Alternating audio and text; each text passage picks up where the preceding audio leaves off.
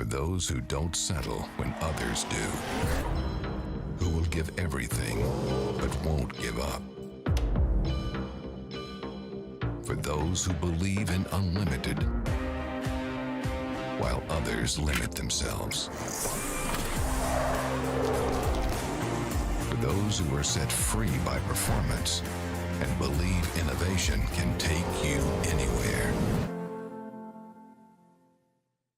The first time you try Pedal Commander, you'll feel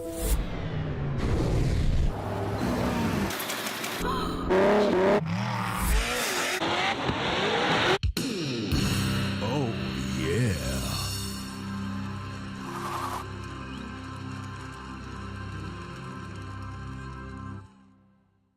Rockstar energy drink. Here's Matt Wall, the twin turbo 350Z. Tanner fast going through the paces. Solid line here. Great angle. Woo! Good initiation from Dye. Did you see that faint flick entry? Just gangster right there. Good job right there by Aasbo, but look at Odie Bakchis diving right in on the attacking Pushing now. Ryan Turk really needs to show up. He went off course. Tightens it up to the front clip. Essa spreading. The Norwegian hammer gets sweated by Denofa. And then he just keeps on going past. And Frederick Aasbo fills all that outside zone. That's a right there. Looking in roll tide. Here we go. Final outside zone line. Pretty straightforward. Outside zone. Frederick Aasbo right there. And now bring her on that final clip.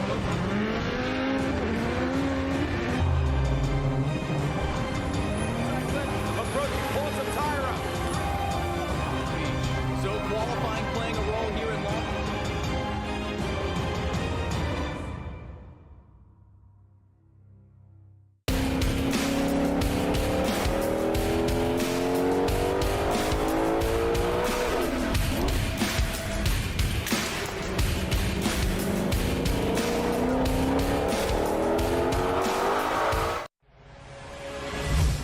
I'm Dylan Hughes, Formula Drift Pro Driver, and today we're going to talk about Royal Purple HPS and what actually goes into it. There's a lot of talk about additives, and Royal Purple has its proprietary Centerlick technology. It is fortified with a high level of zinc phosphorus anti-wear additive for exceptional protection against heat and wear. Its high film strength improves sealing between the piston ring and cylinder wall for maximum horsepower and torque. Royal Purple HPS, race car technology for the street.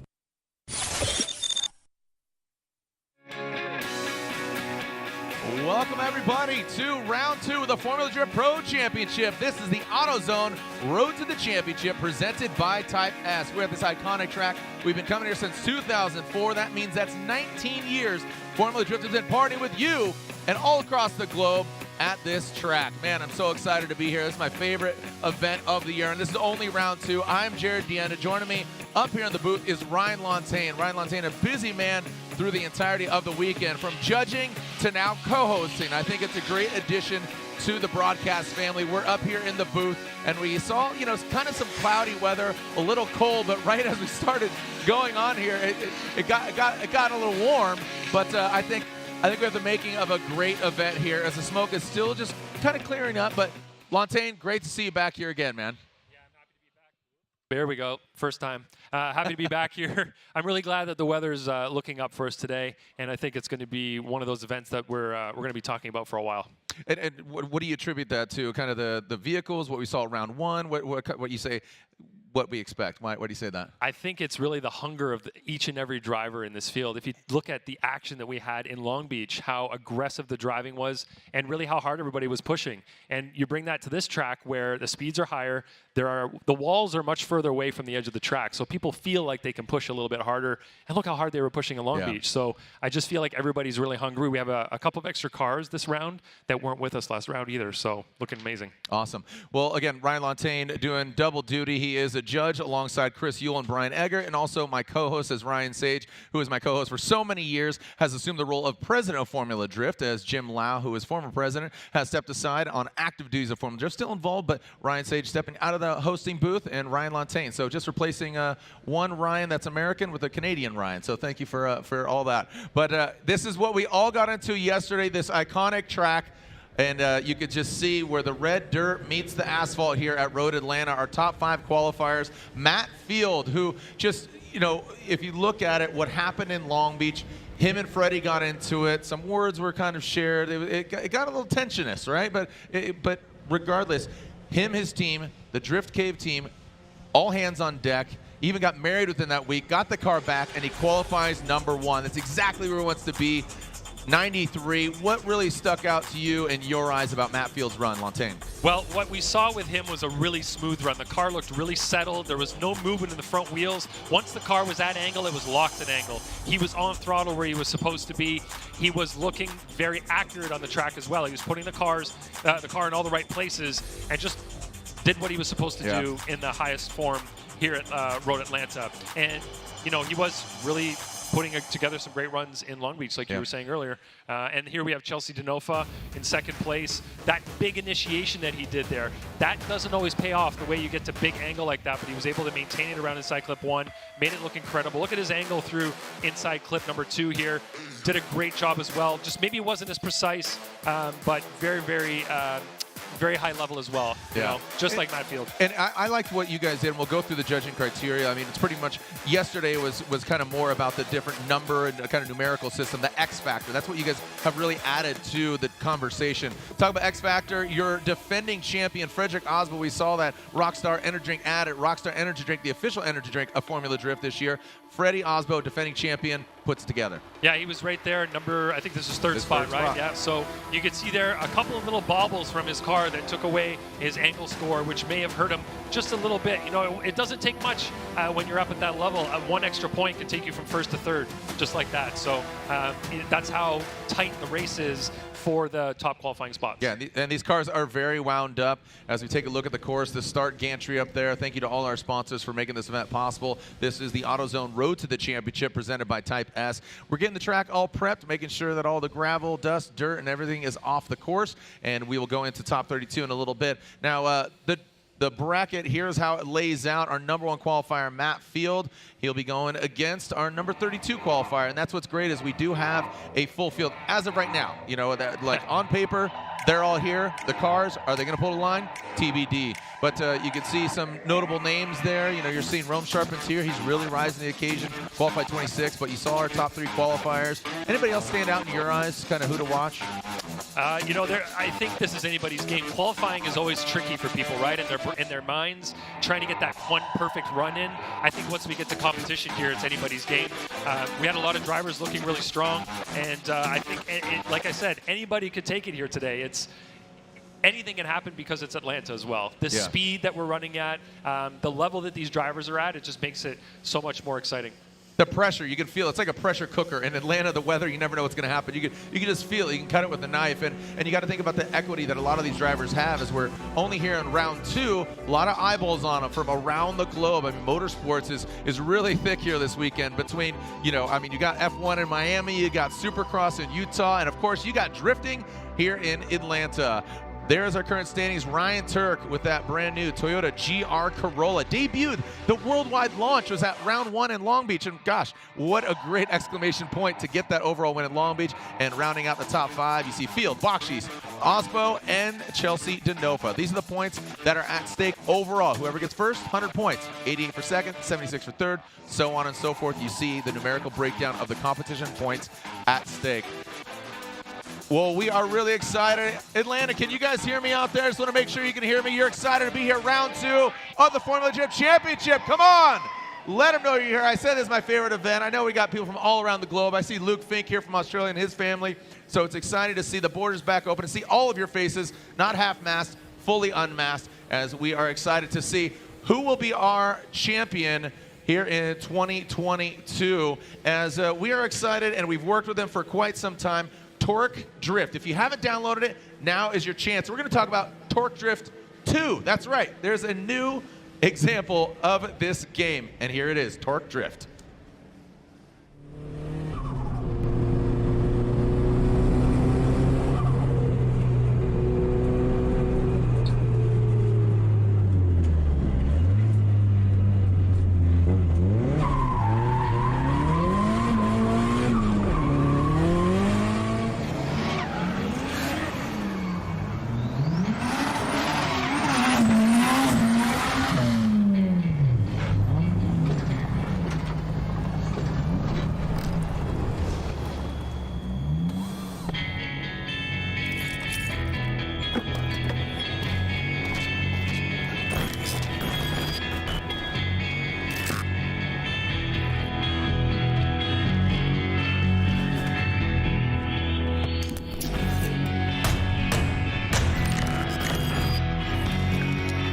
Yeah.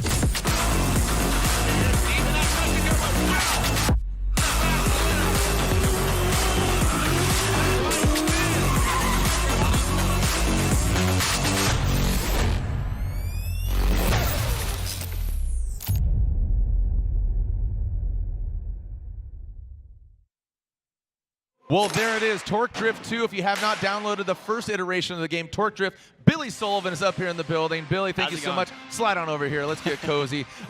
Billy, thank you for joining us up here. And what is Grease Monkey Games? You guys are the creator, the brainchild of this thing. Yeah, well, first off, I'm just so keen to be back in the US watching live drifting. It's been so long, like back 2018 is when we came back over.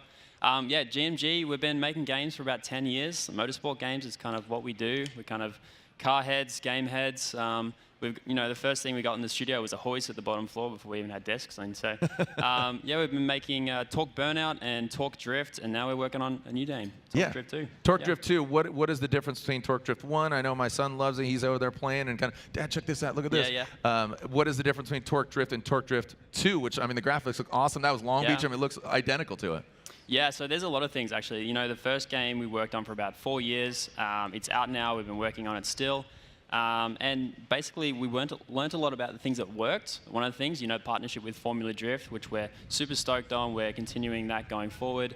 Everything from the game engine we're using, the graphics, the physics, the engine audio. We all know, like, drift cars sound like nothing out there. So we're doubling down and trying to make sure that we get them, like, do the cars justice, And basically, everything we're trying to make sure that it does drifting as a sport. Yeah, and because you like you said, you had a lift in your office before you had desks. Yeah. You guys are grease monkeys, literally. You guys are working on cars, you live it, you breathe it, and if it doesn't have the authenticity, the sound, the feel, the liveries, the graphics, people are gonna read right through it and be like, nah, it's just another game trying to get involved in drifting. You guys live, breathe it. Well, let's go more of the tech side. Buzzwords like metaverse, NFT, Web 3.0. What does that mean to anybody that doesn't understand, or how does that apply? That's the question, right? What does metaverse mean? I guess one of the things it isn't is it's not a single place. The best way I like to describe it is like it's the 3D internet. It's a place you can go with lots of different experiences. And kind of the backbone of that is blockchain, right? So you get to take your assets you collect in these different places and move them around.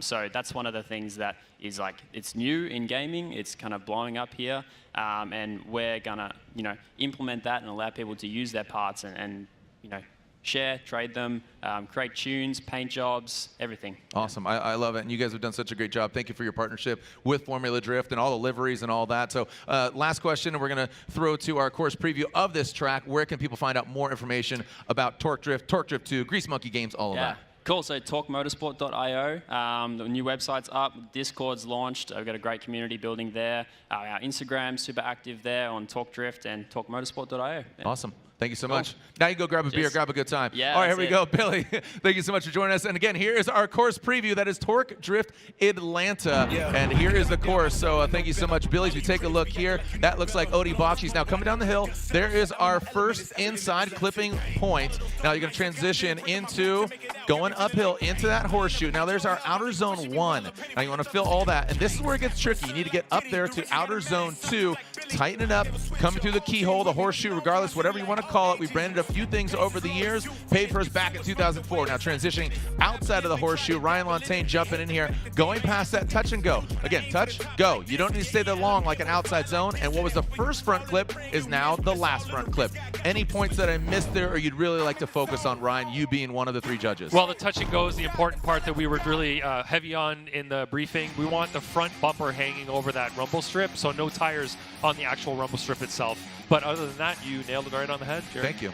All right, here's Michelin Raceway Road Atlanta. Like I said, that outer zone 2, the horseshoe, the keel, that was paid for us. Yeah, that's right, back in 2004. Momentum zone. That's going to be a point that we really want to talk about. Momentum, decel areas, where they're allowed and where they're not allowed. Yeah, where you see that red area there where it says momentum zone, that's where you're allowed to slow down. So a chase car should expect the lead car to be slowing in that area, and it's expected there. The first momentum zone, of course, is at initiation where you do need to slow down to get around that first corner. Drivers are up to about 100 miles per hour, and they probably need to go to, down to what, 50, 55 miles per hour on that first corner. So that's a pretty big decel. Coming up the hill, we want them full throttle all the way to the top. They're going to go through zone 1s up to zone 2. And as they approach zone 2, that's another area where we expect them to decel. The decel light, this is something that has been in development for numerous years. What is a decel light? Because it's not a brake light.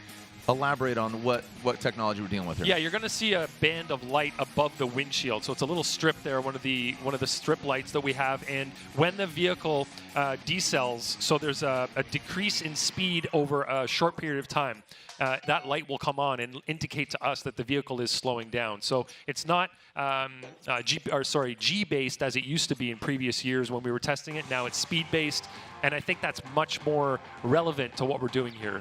As the cars slow down, you need to be able to see that happening so we can determine fault in case of a collision during a tandem competition. And there's certain incidents in the past that have attributed to this development because helpful to indicate which driver might be decelling. That's what it's about. Is basically, you guys have a lot of responsibility. You only have 2 eyes, but you're looking at 2 cars, and you're looking at all this. But there's a lot to focus in on. I think when we come to that situation, I think you'll do a great job explaining it. But if you can, explain keys to victory. Yeah, keys to victory here in the tandem competition side of things. We want a big, exciting initiation from that lead driver. We talked about it with the drivers yesterday in the briefing, and we gave some examples, some video examples, and they really picked up on it. I had some drivers coming up with replays of their initiation qualifying. Did you like this initiation? And yes, we told them yes, we did. And then the lead car needs to maintain momentum, use those momentum zones that we just saw, and only decel in them. Big throttle all the way up the hill. That is very important here because you need that momentum to get you up to outside zone 1 and all the way up to that tricky outside zone 2. The chase car has to time their movements so well and mimic what the lead car is doing. And on those transitions is the trickiest part because you have to be able to position your car in the right spot and kind of anticipate where that lead car is going to be. Speaking of the right spot, K&N offered a lucky winner a shotgun ride with Chelsea Denofa, who runs K&N air filters on his Ford Mustang. So K&N, the official performance filter of Formula Drift, gave somebody a shotgun ride, and coincidentally, it was somebody that I've actually announced his name. He drifts. He's a lovable guy.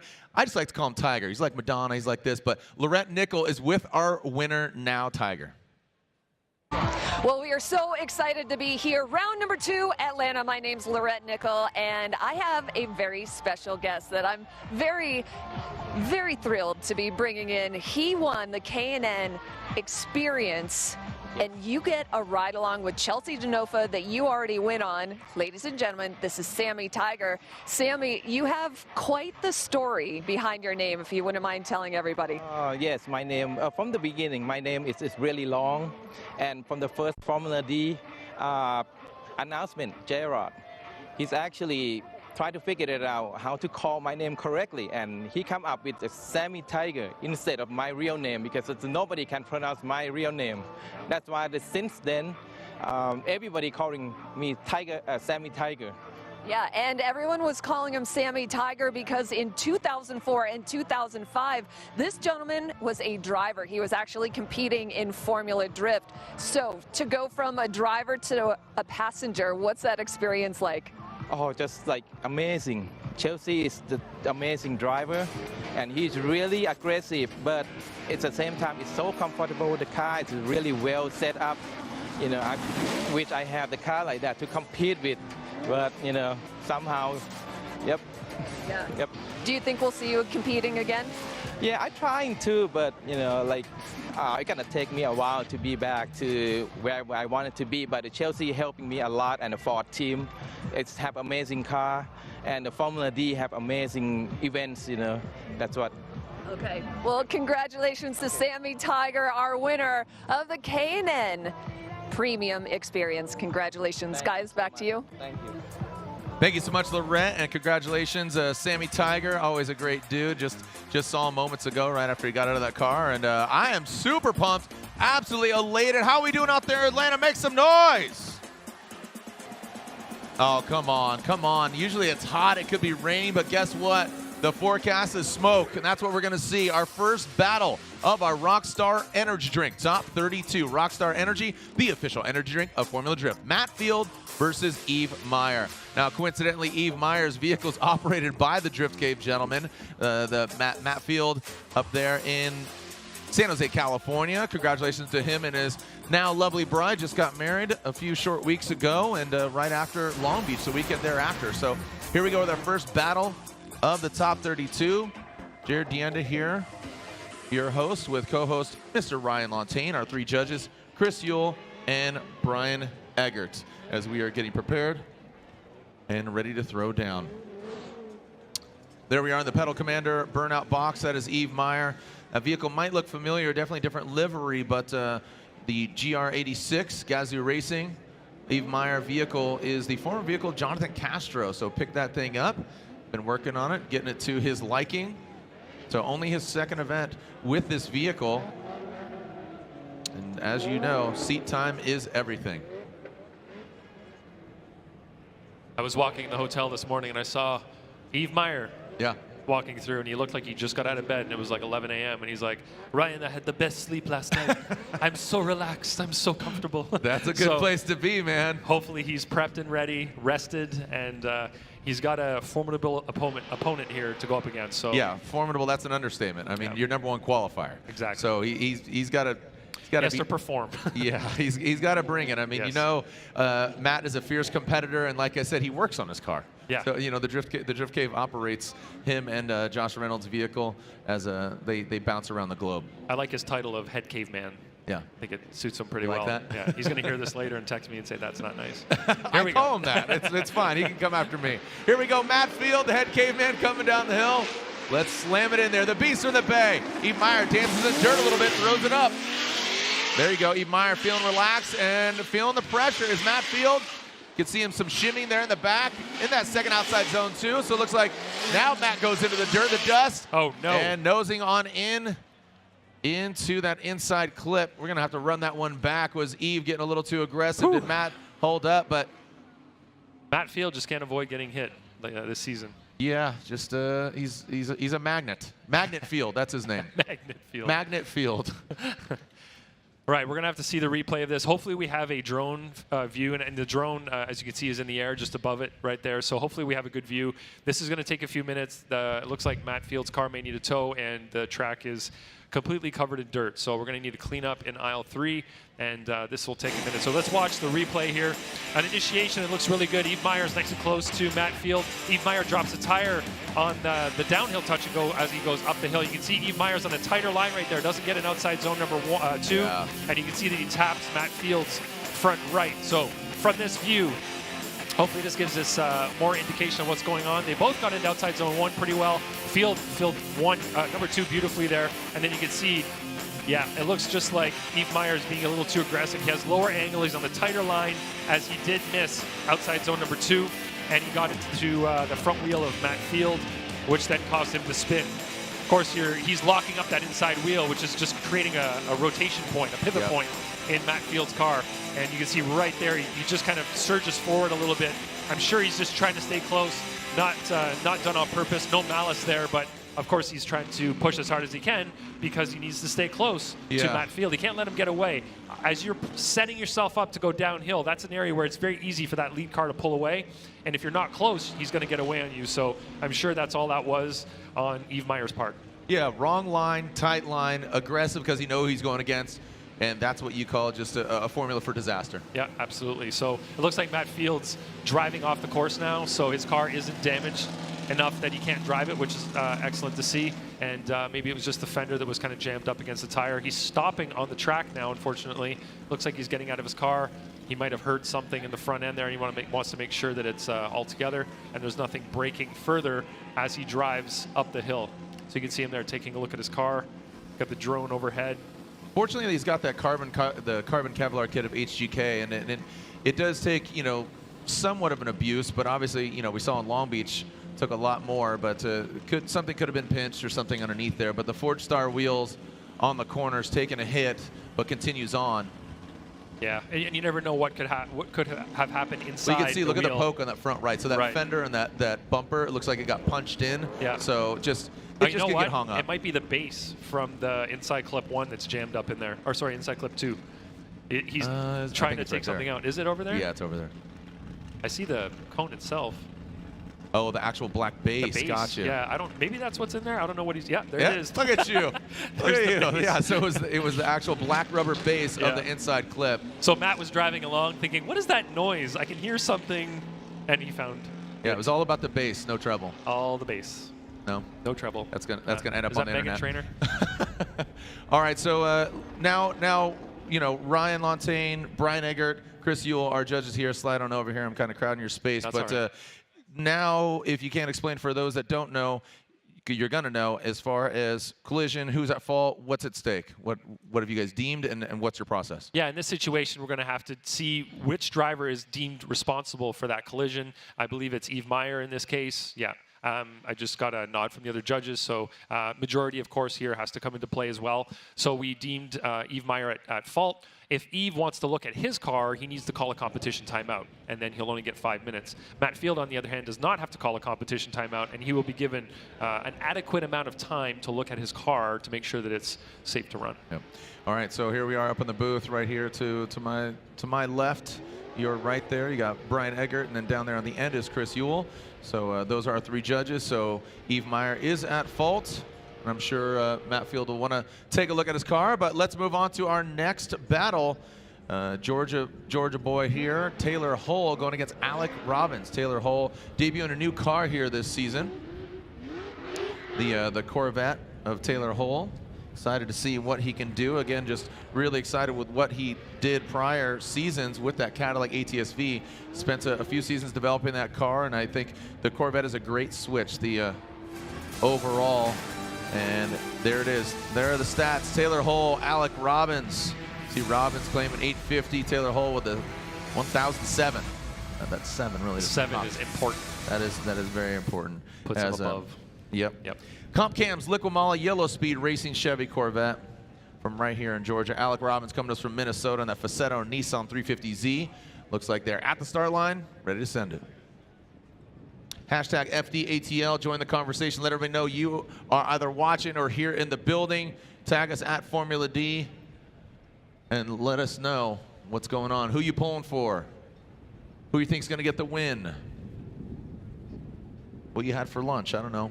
Let us know. Taylor Hull will be out front. Taylor Hull qualified 16th compared to Alec Robbins 17th, so fairly equally matched in regards to their qualifying position. Taylor Hull, good initiation. Alec Robbins, almost identical. Now coming through, up the hill. Alec Robbins getting into the dirt with the nose. Whoa, Taylor Hull coming in really hot, but look at that. Oh, a correction when he went into the second outside zone. Taylor Hull looks a little bit twitchy, had all that clean air, but Alec Robbins, he wasn't exactly flawless in that chase position either. I want to run it back and see. Looked like, again, Robbins had a mistake where the touch and go is, even though that's not a touch and go when you go up the hill, kind of went into the dirt, and then we transitioned. Watching in the second, it was a weird reaction. Yeah, so on initiation, it looks like Alec is nice and close to Taylor in the chase position there. And then, like you said, on transition, he didn't quite get the car. He didn't get the car rotated. Taylor Hall here did a good job in outside zone 1, but just came up short on outside zone 2, came right up to the edge of it, and didn't quite dip his rear tire in. As he comes back down the hill here, he did get close to the rumble strip on the touch and go area, but unfortunately after the touch and go area, so he did miss getting close there. And you can see here, Taylor Hall just missed outside zone number 2. The car seems very grippy. You can see it's a very fast setup as he blasted up that hill, but it's hard to keep it in drift when you're trying to slow it down in this more technical area here. What's tricky about this horseshoe area, it's hard to tell when you're watching live, but it's off camber. It's kind of a downhill when you leave outside zone 2. You're going downhill, but you need to stay close to the inside to get to inside clip number 2. And it's really hard to do that without overshooting and going wide and kind of parking the car out there or dropping a tire in the grass. So that's a tricky area where you can see that Taylor Hall was playing with the grip level that he has built into the car and trying to keep the car sideways. Great assessment. I think he questioned his own decision too on outside zone 2. That's why you saw him kind of come out of drip and grip it up. All right, here we go as Alec Robbins in that first inside clip. Taylor Hall makes that thing go flying. Now they're kind of alternating positions here. Look at Taylor Hall, like he said, very fast up the hill, but look at just fighting the grip of the car. Taking a very shallow line as Robbins now comes out of the horseshoe. Taylor Hall, feel like Taylor Hall has something to prove. This is his track. You know, he's one of the very few Georgia boys that are out here on track. It just seems like he's got the car, he's got the speed, but it just seems a little just bound up, man. He needs a massage, needs his shoulders rubbed or something. Yeah, that's the tricky part about setting your car up for a track like this is, do you want it to be really fast and hard to drive, or do you want it to be a little bit slower, which means the chase car will have an easier time staying close to you. Speed. Yeah, so you can see there is angles lacking, a lot of movement in the car. Alec does a great job in the lead there, filling 1 and 2.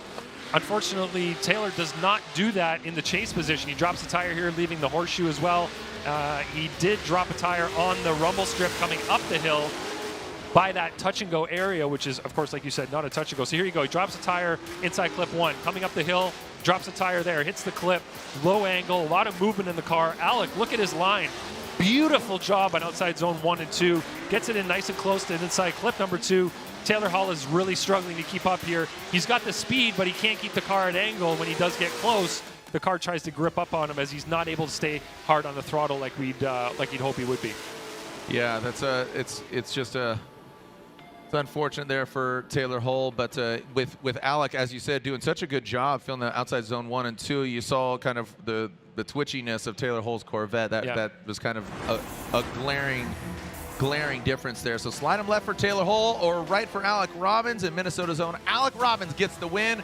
Unfortunately, Taylor Hall is knocked out. We will see you in Orlando. I know Taylor Hall had a great effort. I saw Cletus McFarland to give him a shout out there just a few weeks ago, ripping it up out there in Florida. But unfortunately, it's an early retirement here in top 32 for Taylor Hall as Alec Robbins, Facetto, Nissan 350Z, moves on into the top 16. All right, moving on to... All right, looks like we will be moving on to Reeder and Novak after we see, it looks like Field and Meyer could still be assessing their vehicle, seeing what's going on.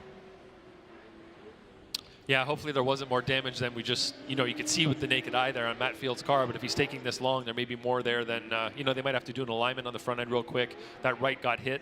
You want to make sure that everything's straight so that when you get back into competition, your car feels the way you expect it to and the way it has felt up until this point. It'd be silly not to. Yeah, I mean, absolutely. again, you're giving that allotted amount of time, yep. And it might even be of interest for Yves Meyer to utilize his competition timeout because he would be at your kind of verdict there. He's at fault. He's at a deficit. Right. He really needs to put on a heck of a run with Matt Field in his rearview mirror. Yes.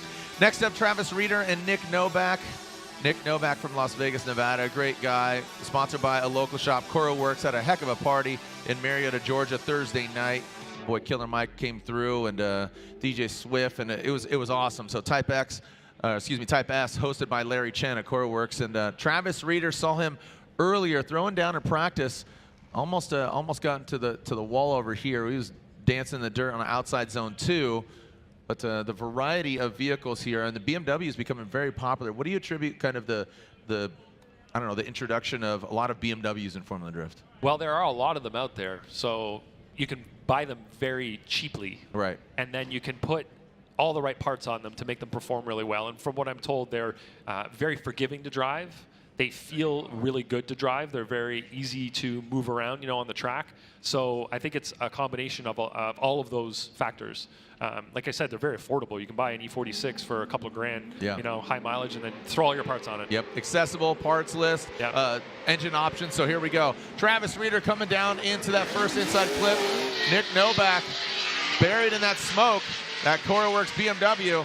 Let's see what we got here. Travis Reeder coming to that second outside zone. He got into the dirt earlier in practice, not so much right now. Quick little yank of the handbrake. Nick Novak, you can see him just kind of tempering back, making sure he doesn't get inside of Reeder. Pretty good chase run here from Nick Novak, but Reeder, I'm telling you, putting down a really strong lead run right there. I think Reeder did a great job up front. And Nick Novak, I'm surprised. I mean, there were some spots where he is just absolutely bathing in smoke. Yeah, lead to, like, when you compare lead to chase, of course, it's not ideal, but just looking at their runs, they look pretty similar here. It looked like Nick Novak did a good job of mimicking what Reeder was doing up front. I think Novak maybe dropped the front tire on that rumble strip where the touch and go is. Didn't get quite as deep into outside zone 2 there, but you can see he's mimicking his angle, transition points. Reeder's doing a great job in the lead position, putting the car where he needs to. He's off the touch and go there on the way down the hill. Got some cones all over the track there as they come back through. That's the downside, I guess, of having a track that crosses over itself. You end up driving over the leftovers of what's there. But right here, you can see Reeder does a good job on one. Novak drops a tire. So Novak's line seems to be a little bit tighter in a couple of areas. Right there as well, outside zone 1, he was a little bit inside on 2. As they come through inside clip number 2, the transition right there, pretty similar line as they come down the hill. Again, Reeder could have been closer to the touch and go, which we would prefer to see. But let's say the second half of the track, Novak did a better job in the chase than he did in the first half because he definitely was dropping tires. It seemed like he compromised his line for proximity, yeah. Which you being the judge, which you kind of lean towards as far as preference. I mean, obviously you kind of want the best of all worlds, but for sure, seems that Nick was settled, but wasn't as deep as Reeder. Yeah, it's all going to come down to the comparison now. What does Reeder do in his chase to maintain his proximity? And we're seeing Nick Novak pull off the line right now. He was supposed to be in the lead position on the next run, and it looks like he's leaving, and so is Reeder. So definitely a competition timeout being called by somebody here. My instincts tell me it's Novak because he left first, but that could be wrong. I'm not really sure who called that competition timeout. Yeah, so we are getting clarification here. Nick Novak in the CoreWorks BMW has called the competition timeout, meaning he has a 5-minute allotment to check on his car, and that could have contributed to his lack of angle or proximity there on his first run.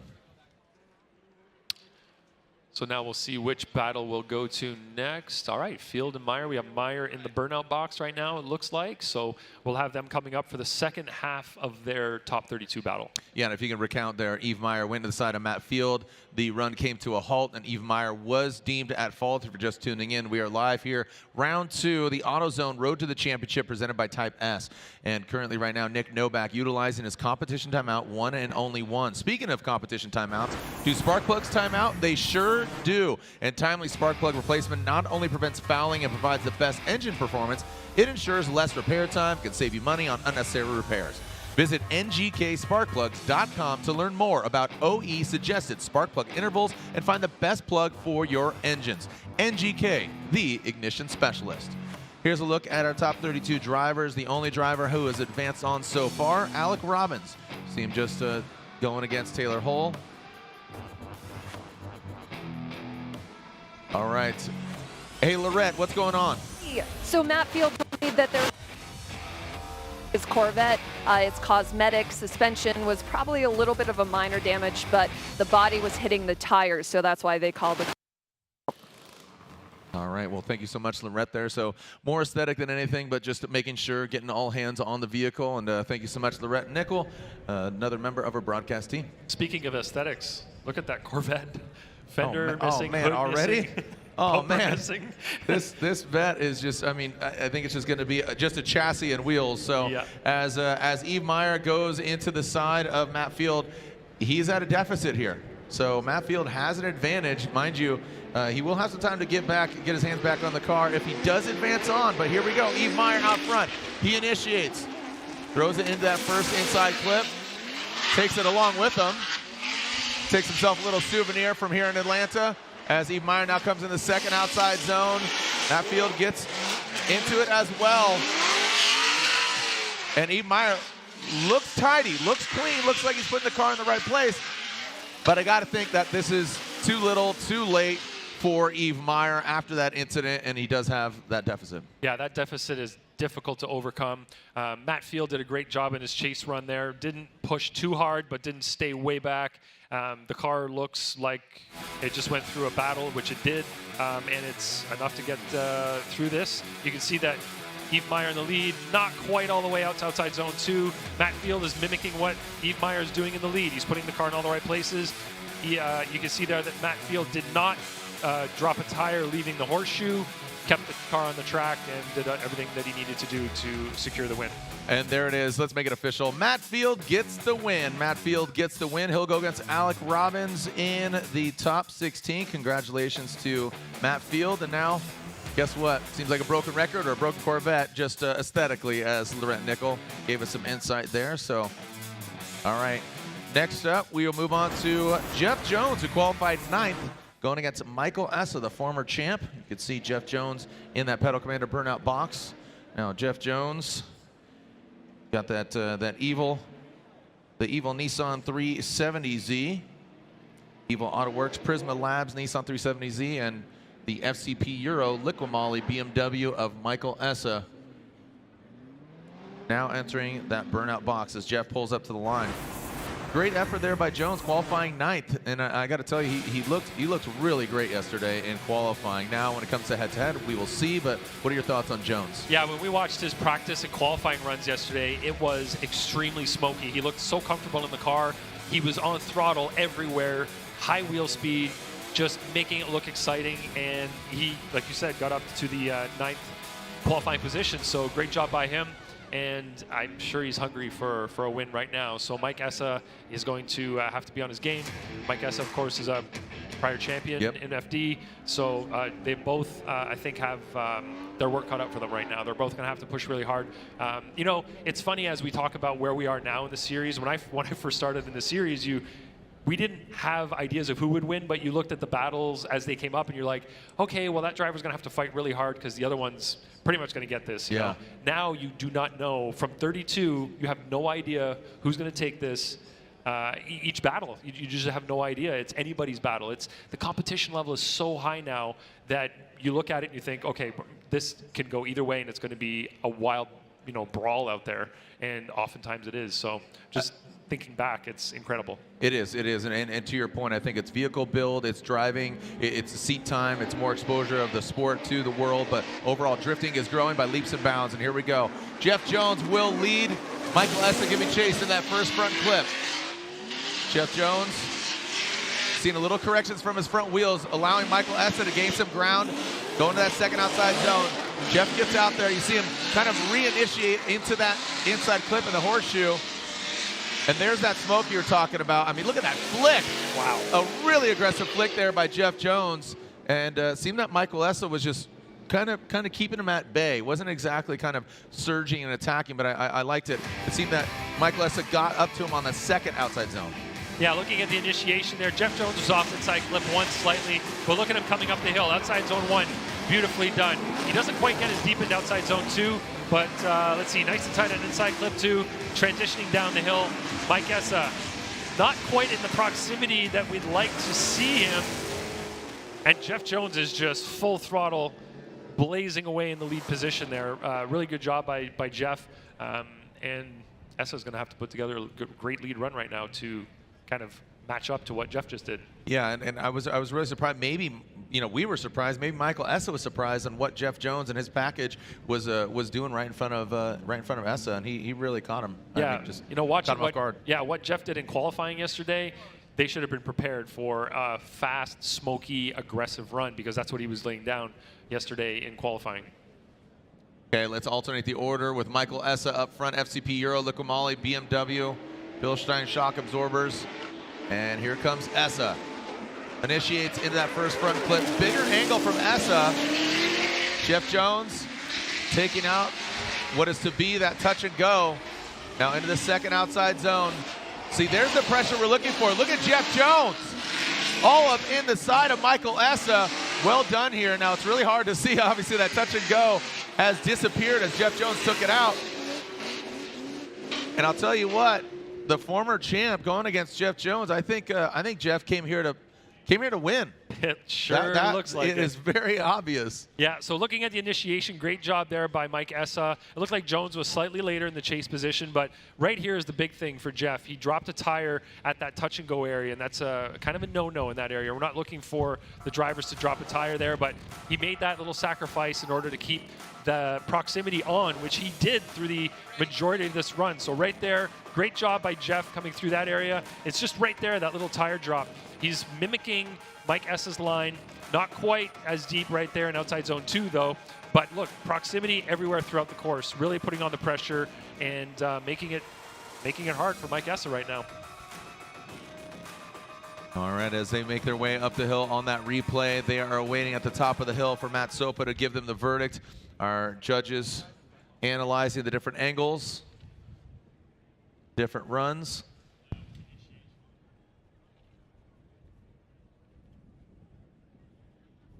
Our judges want to take a look at different angles, and here it is. This is our Air Force replay, our BC Racing Go for Gold custom coilover side-by-side replay. Taking a look at Jeff Jones' initiation there on the left and Michael Essa on the right. Both of them lead versus lead, chase versus chase. And you can see just kind of either of them having small mistakes here or there, and then just really some points of greatness. As taking a look. And judges conversing on what has transpired after these 2 runs. And turned out to be an absolutely beautiful day here in Atlanta. Brazelton to be totally correct, but some clouds in the sky, windy all day. Definitely windy yesterday as well. Had some rain in the morning, cleaned off the track. And yeah, pretty difficult one to judge here. Montaigne, you're throwing on your headset here, and you guys are conversing about what's going on. Did you find the kind of answers that you're looking for? Yeah, I was just making sure that we didn't miss anything, and that's why we did the side-by-side, to make sure that we were able to catch the errors that were made, let's say. Yeah. All right. Have you inputted your score yet or no? I haven't. Okay. I didn't think so. As we are taking a look and seeing what's going on here. It's a difficult one to choose, but see if we have our verdict just yet. And Montaigne. And here we go. Slide him left for Jones or right for Essa. One more time. And that is Brian Eggert siding with Jeff Jones. The other 2 judges, Chris Yule and Ryan Montaigne. So an OMT. And Chris Yule, let's go ahead and wrap out with you here, sir. You got your headset there, as we've heard from Montaigne, but we're already getting on to our next battle. Go and tap that button, and your reasoning for OMT, one more time. On Jeff Jones' initiation, it looked like he washed past the first inner clip there, and his wheels came straight, and it felt like that could have affected Essa on the run up the hill to create that gap. So right out of the gate, didn't start properly. Right, exactly. And then the second run, they both did their jobs excellent. It was a good lead, it was a good chase. Like, that's what we want to see. But I just felt like Essa didn't have the same opportunity. Okay, that's fair. Thank you very much. All right, so Chris Yule, one of our 3 judges, giving some insight there, and Montaigne, I feel like that kind of reflects your perspective as well as we go back to this is Travis Reeder and Nick Novak, the second half of this battle. Yes, yeah, you're right, Jared. That's exactly right. It just seemed like Jeff made a couple of compromises in the chase position that I didn't really like, and I didn't. I guess Chris had that different view on what Jeff Jones did in his lead. All right, let's focus on this battle right here. Nick Novak, Travis Reeder. Novak initiates. Now remember, this is the second half of this battle. Nick Novak, he called the competition timeout. You hope he got everything fixed that he needed to be. All the way out to that second outside zone. Travis Reeder doesn't get to that second outside zone. Definitely tightens it up on the inside clip. Could barely see them through all the smoke. And Travis Reeder, man, just I mean, just a lot of smoke already. And when the sun sets and the lights come on, it is even more blinding. So let's take a look at it here again, Ryan. Yeah, nice initiation from Nick Novak, right on the rumble strip, coming down the hill. As he transitions to come up the hill on throttle, you can see Reeder in the chase position, trying to maintain momentum right there, or sorry, maintain proximity. And you can see that Nick Novak gets out to outside zone 2. Travis Reeder does not fill it in the same way. Right now we're being washed out by the smoke here. And on the way down the hill, it looked like Nick Novak did a good job of coming by the touch and go area the way that we're looking for. And this will give us a better view of what's happening here. So Nick Novak transitions, Travis Reeder in the chase. You can see he's running a little less angle there, trying to gain that proximity that he lost. And he didn't even get in the box in outside zone 2, whereas Nick Novak filled it nicely with that left rear tire. In this area right here, you can see that Travis Reeder is doing a better job, but you have to think it's because he made those compromises to stay close. And we are waiting for the outcome here. And remember, Novak and Reeder, this is the second half of their battle. There were a few battles in between because we had to revisit. Nick Novak pulled to the line and he backed off, having to utilize that comp timeout. And now we're going to get a side-by-side, as you know, we want to refresh everybody's memory as to what happened on the first run. So they're queuing that up now, and we'll be able to see these runs side by side. And it's difficult when you watch, like you said, 2 battles in between their first run and their second run of their battle. So a bit of a refresher is always helpful. It's, you know, we like to kind of wipe the slate clean in between battles and just go on to the next one, because it's not comparative between battles. It's just comparative between the 2 drivers in that battle. And of course, you can sort of forget what you just saw 2 battles before. Yeah, it's a lot. And just seeing comparison side by side, I really enjoy the BC Racing side by side instant replay. It's hard to kind of look either side, but here's a different perspective. Here we go, side by side. Right, so looking at these side by sides, it's always, you have to kind of cross your eyes a little bit. I think it looks like Nick Novak had more proximity coming up the hill. He did not fill 2, and neither did Reeder in the chase. So they're sort of making the same mistakes in the chase position. Right there, Reeder does have more proximity in the chase position than Nick Novak did on his run. So these runs are looking pretty similar in terms of where the drivers are going in both the lead and chase positions. There may have been slightly more proximity from Reeder in the chase, but he did you know, miss outside zone 2 just like Novak did in the chase position. So these guys seem really well matched up. Cars are the same. Of course, the engines aren't, but you know, same chassis, and it looks like they're kind of on the same level of performance right now. One of them is going to have to step up, and for me personally, just perform that little bit better, you know, in both the lead and the chase position. And there you go. So across the board, OMT one more time, and I couldn't agree more. Just going back to back. So one more time for Novak and Reeder. Don't leave it in the judges' hands, boys. And like you said, they made almost a similar mistake. I could see almost, I'm going to, you know, just throw you guys under the bus here a little bit. Why not, you know? But I would maybe lean a little bit towards Reeder just on that chase, but overall, let's make it more definitive of what's going on. So I absolutely agree with you guys. Let's move on to our next battle, Dan Burkett, who I believe this is his highest finishing or highest qualifying position. Qualifying fourth. So you got old school, new school. Dan Burkett piloting the older school Supra compared to Simon Olsen, both of them 2J power. This should be a fun one to watch. Simon Olsen competing in the Norwegian Drifting Championship. Pilots the same car back in his native Norway, his native country, going against Dan Burkett. Rad Dan making the move from Pacific Northwest to Southern California now. Him and his wife Renee moving to Florida. Rad Industries gear wrench Toyota Supra going against Simon Olsen. Simon Olsen, that boost race fuel Toyota GR86.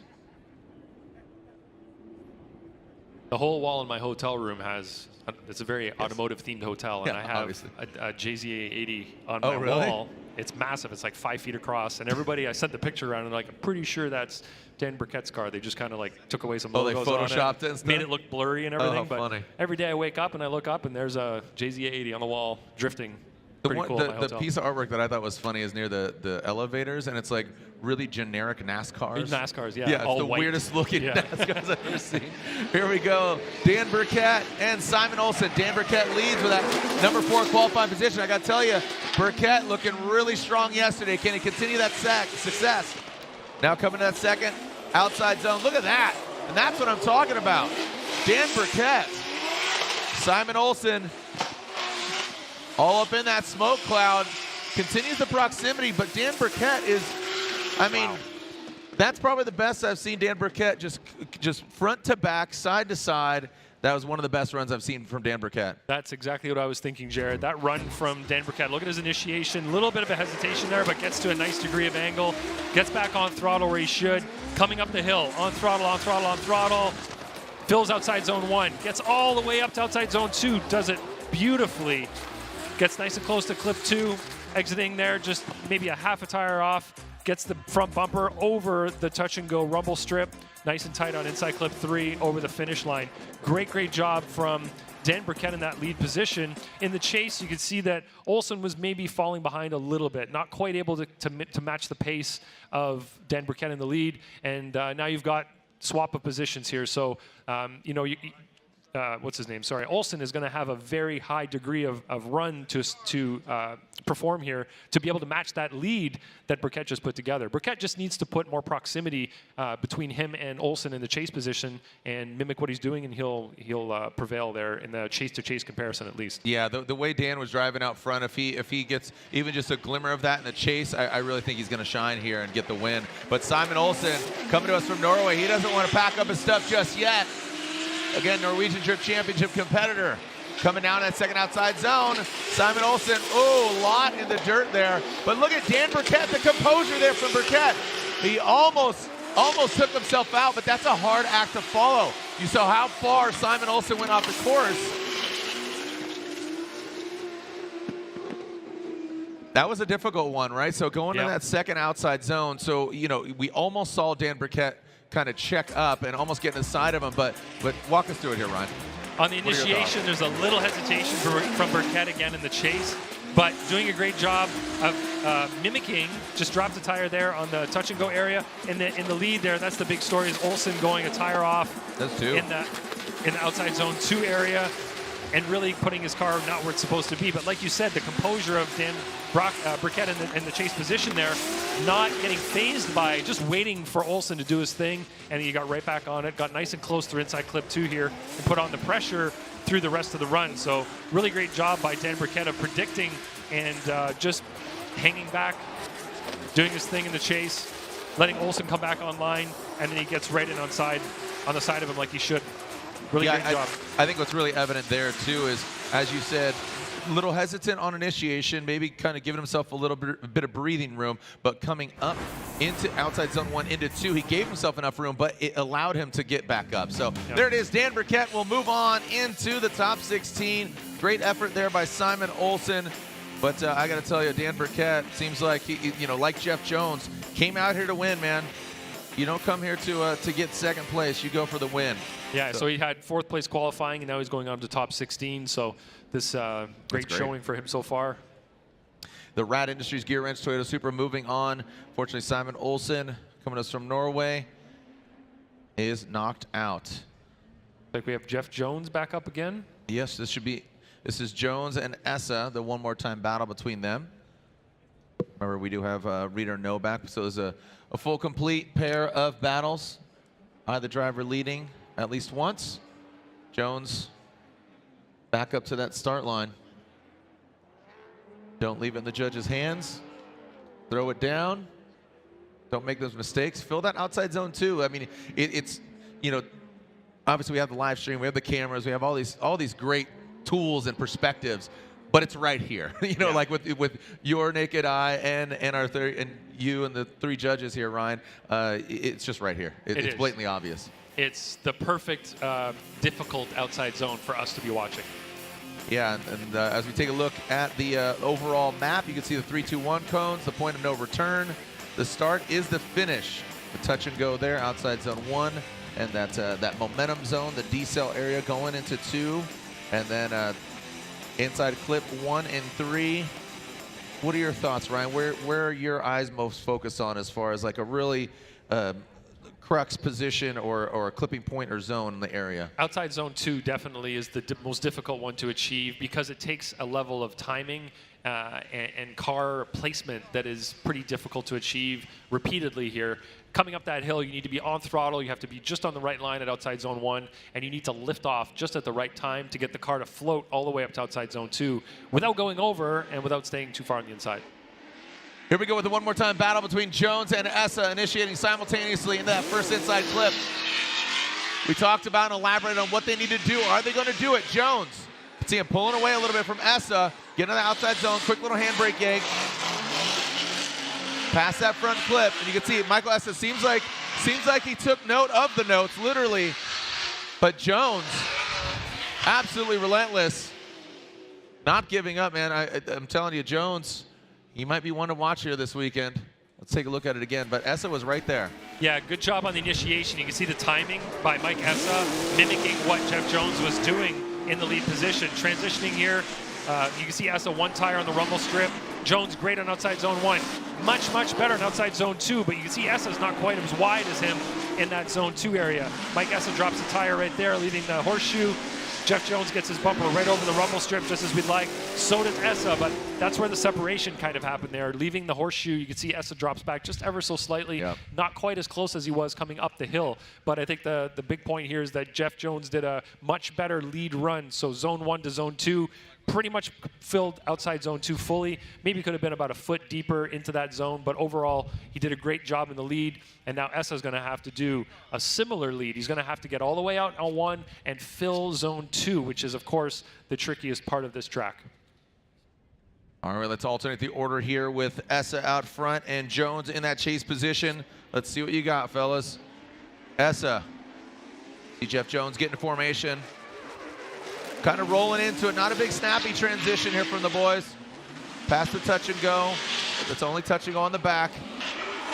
Look at Jones right there, about to shred his front bumper to pieces, but doesn't stop at all.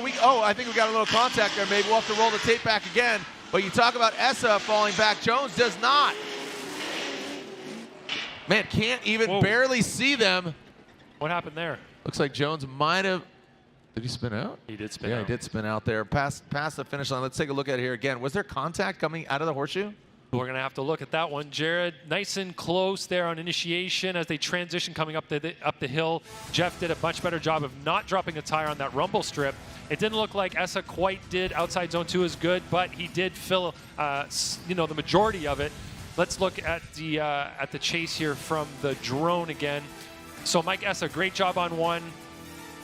Jones doesn't go quite as deep there, doesn't go into 2, but he does have the proximity, so he's making some sacrifices. Looks like he's losing his bumper, drove over it. Now, what we want to see is the finish line here. Great job by both of them on the touch and go. There was contact. Yep. Oh, lost his tire. Oh, no. Front suspension, that front left. Yeah, definitely some damage there from that contact. So we're going to have to look at that again from the drone to see who's at fault for that contact. Is it just Robbins Racing, although that was a pretty tough rub to break a suspension piece like that from Jeff Jones. It looked like Mike Essa lost some angle there as he came across inside clip number 3. We'd like to see that again from the aerial view because that really told us exactly what happened there. So look at Mike Essa's lead run here. Jeff Jones is, you can see Essa seems to lose angle, but Jeff is, of course, running over the rumble strip and maybe even dropped a tire at inside clip 3. And he was on a tighter line there, potentially coming in a little bit too fast. Yeah, he definitely dropped a tire and just disrupted his deal. But as you said, and this is clarified in the keys to success as well as in the driver's meeting, finish wide left. Yeah, exactly. But you need to be mindful. Obviously, that's ideal, but you can't assume that they're going to end all the way left. So this view is pretty helpful right now. Let's watch where Jeff Jones ends up. I mean, it didn't completely come unwound. I think it was a combination of Michael didn't go all the way left, and also Jeff came in way too hot into that final clip. Let's see what the other guys are saying here.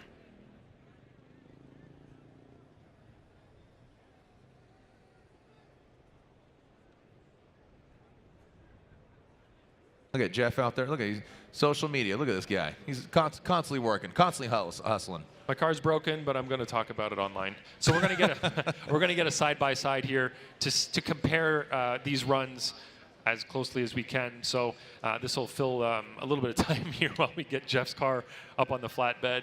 And hey, he's getting good content right now. Yeah, dude. Phenomenal. He's getting content. Content. Yep.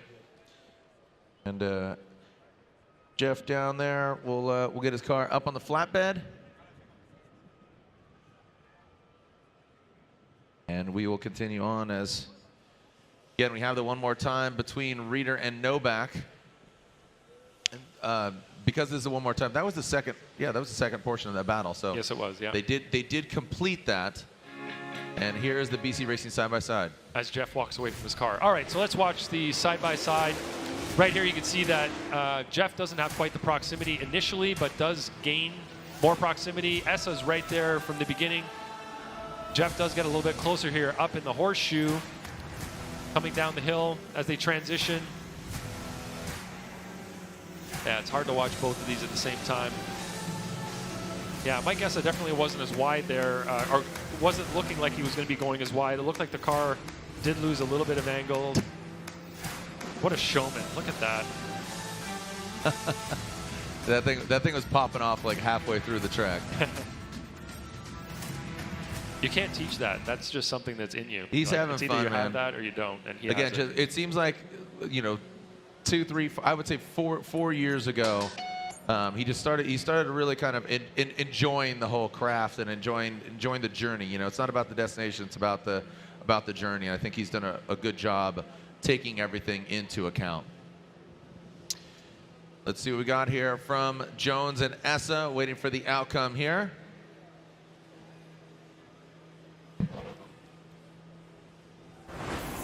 And let's take a look. Slide him left for Jeff Jones, gets the win. Jeff Jones gets the win and advances on, taking out the FCP Euro Liqui Moly BMW of Michael Essa. So Jones gets the win. Congratulations, Bunny. The work starts now. Thankfully, he has halftime. All right. Well, let's throw it down to Lorette Nickel, the other member of our broadcast team, was with a very happy man, Dan Burkett. Well, I was so excited for him because he qualified fourth, highest qualifying position. Rad Dan doing some big things. So happy for you. And you said you have been waiting for this moment. So what does that mean? We all want. Whatever happens. So it's just time. A while, guys. It's time. But we're gonna make this happen. And you've made some small adjustments. Can you talk about what those were? Sure, all the teams are making adjustments to their. Always trying to evolve the car to work better for the driver and to be competitive for. Switch to a low-tech system, did some changes to certain things with the nitrous that I'm not going to go into detail, but it's helping us on the run. The car feels great right now, and the team is just in a good mood. I'm in a good mood. It's all about, the positive energy, and I was like, yeah, it's time. Let's make this happen. So we're going to make it happen. Yeah, well, best of luck. Give me a high five. Super happy for you guys. Red Dan, thank you so much. Jared, back to you. Thank you so much, Lorette. Well, the good thing is, might have a little bit of audio issues, but the car's not having any issues, so that's a good thing. And you see, actions speak louder than words, so even though you couldn't hear Dan there, what he is saying is he's having a good time, good vibes, good energy. Keep that energy going into the top 16 as Rad Dan Burkett, the Rad Industries Gear Wrench Supra will continue on partying here today. All right, so waiting to get Jeff Jones' vehicle off track, and we'll continue with the action.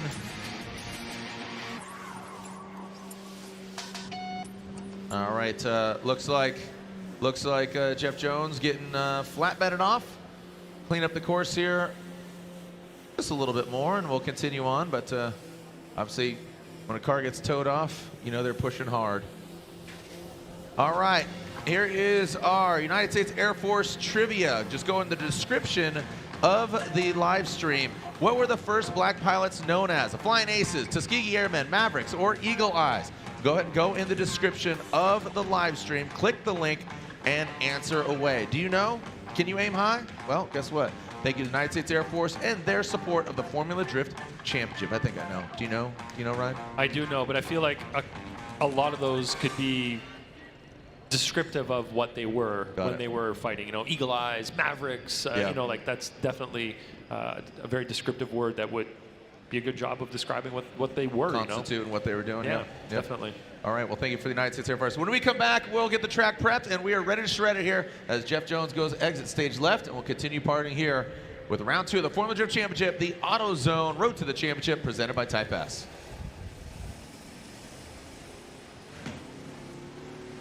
Why? Because we prefer a running partner that can keep pace. We know ignition, and since our spark plugs don't run alone, we put some of our energy and expertise into making better coils. NGK ignition coils are engineered to OE durability and performance. And because we race to win, we improve the design, testing, and validation of our coils for better performance. NGK spark plugs and coils, better together.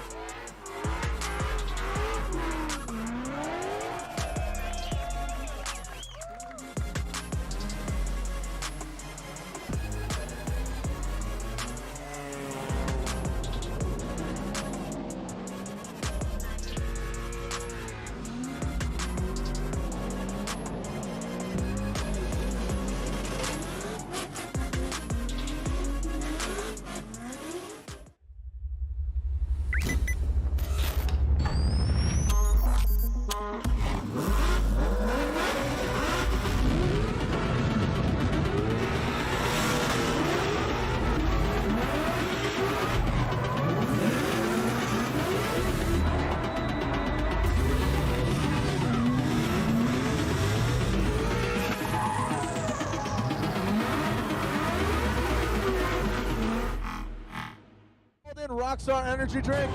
Here's Matt Wall, the twin turbo 350Z. Tanner fast going through the paces. Solid line here. Great angle. Woo! Good initiation from Dot. Did you see that faint flip entry? Just gangster right there. Good job right there by Aasbo, but look at Odie Bakchis diving right in on the attack and Conditioning now. Ryan Turf really needs to show up. He went off course. Tightens it up to the front clip. As is Freddie. The Norwegian hammer gets sweated by Denofa. And then he just keeps on going past.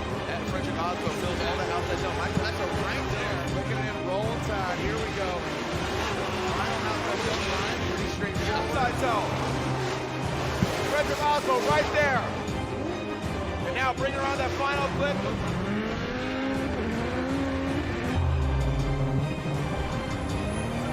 Approaching pulls the tire up. So qualifying playing a role here in Long.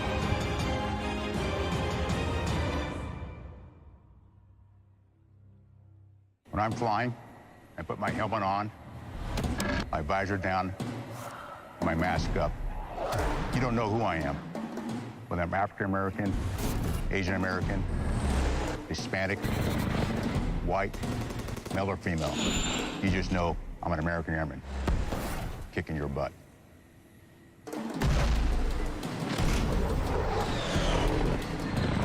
I'm General C.Q. Brown Jr. Come join us.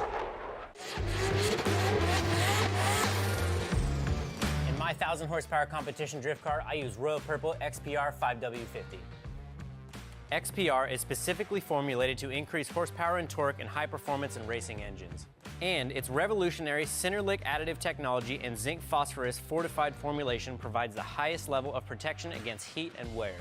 The new 550 is all killer, no filler. It has better high temperature performance than any other 2050 engine oil. The result is a performance oil that protects like no other, utilizing superior base oils and additives. It's what sets Royal Purple apart from the rest, and what is also transferred down to their HPS high performance street oil, which is what I run in my daily drifter. So from here to here, all you get is extreme performance from the synthetic experts. Royal Purple.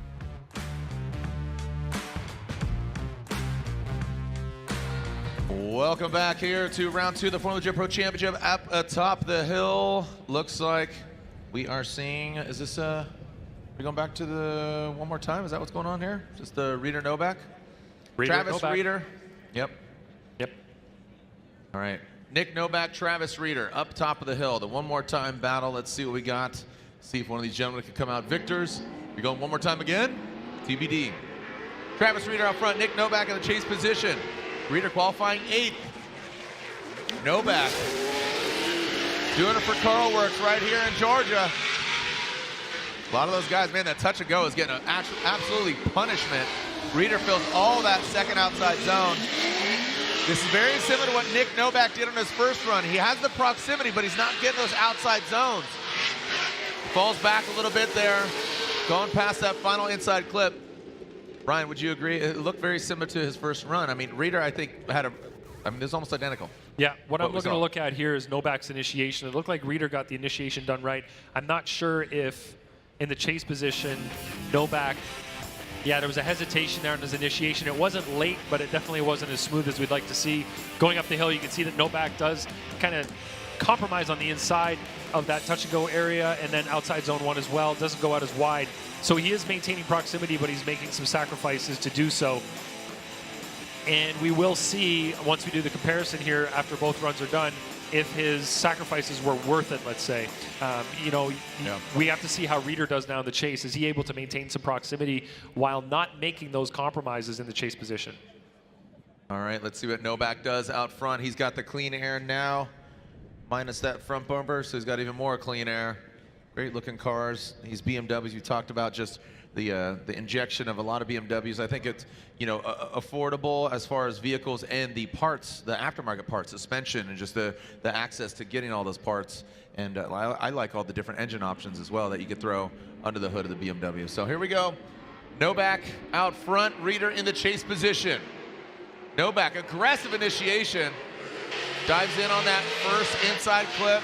Pass the touch go. Look at Reeder. Now Reeder flexing on him. Into the second outside zone. He gets the outside zone. Now it's the other hand coming back out of the horseshoe. Looks like Reeder. And now he jumps to the side. That's kind of what we were looking for there, Ryan. Just that X factor. Just kind of there's those standout moments, you know, but overall, what do you think? What are your thoughts? Nice initiation from Novak, but then his car moves around a little bit. You can see that the car's not quite as settled there, and I'm sure that you know, made Reeder wonder what's going on up there, but he manages to stay on it, stays in proximity, and you can see that this is where Reeder starts to put the pressure on. Just a nice little light tap on that inside clip number 2. And it looks like Reeder did a better job of getting through that touch and go area coming up the hill. Novak does get into outside zone 2, but Reeder does not. Coming down the hill, this is where Reeder puts on the pressure. He comes in, just drops a tire there, leaving the horseshoe. Great line coming down through that touch and go area. And right there, Reeder does unfortunately go 2 tires off on inside clip number 3. I think he maybe timed his transition a little bit too early because of maybe the smoke there, trying to maintain proximity, being close. As he crossed over that smoke line, didn't really have his car positioned quite where it should have been. All right, our judges scrutinizing the runs. Eggert, Ewell, and Lontaine. Man, this weather is just it gets brisk, then the sun comes out, and I mean, here we go. Slide him left for Reeder, right for Novak, and Travis Reeder gets the win. Travis Reeder gets the win, and Lontaine, I'm going to go to you. Why did you side with Novak as opposed to Reeder? I didn't like the mistakes that Reeder made. He did drop 2 tires down on inside clip number 1, and I thought that in the chase, Novak did hit the touch and go on the way up, but it just seemed like they both made the same kind of compromises, and I felt like Reeder made more mistakes in the chase. But the other guys are looking at me like I'm insane and like it's my first day on the job. So maybe I pushed the wrong button. No, I'm getting old, you know. Maybe I'm going senile. And there goes the internet. All right, so unfortunately, Nick Novak is knocked out. Travis Reeder will advance on. Hat tip to Nick Novak after 2 hard-fought battles. Next up, another Pacific Northwest boy. This is Dylan the Dozer Hughes going against Port Jeff Station, New York's Mike Power. So fairly equally matched here. 2 very different builds. 2 young, aggressive drivers as Mike Power going for it in the Pro Championship.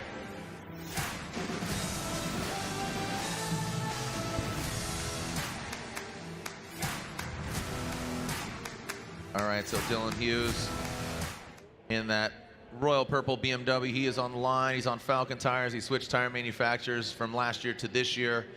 He says yesterday in the interview, he says just they're more predictable for his setup. So he's enjoying the tires, likes the change. As Mike Power, I'm a sucker for a good-looking Sylvia S15. The mean Johnny Cash black S15. Pulling up to the start line. Let's see what we got from these two gentlemen.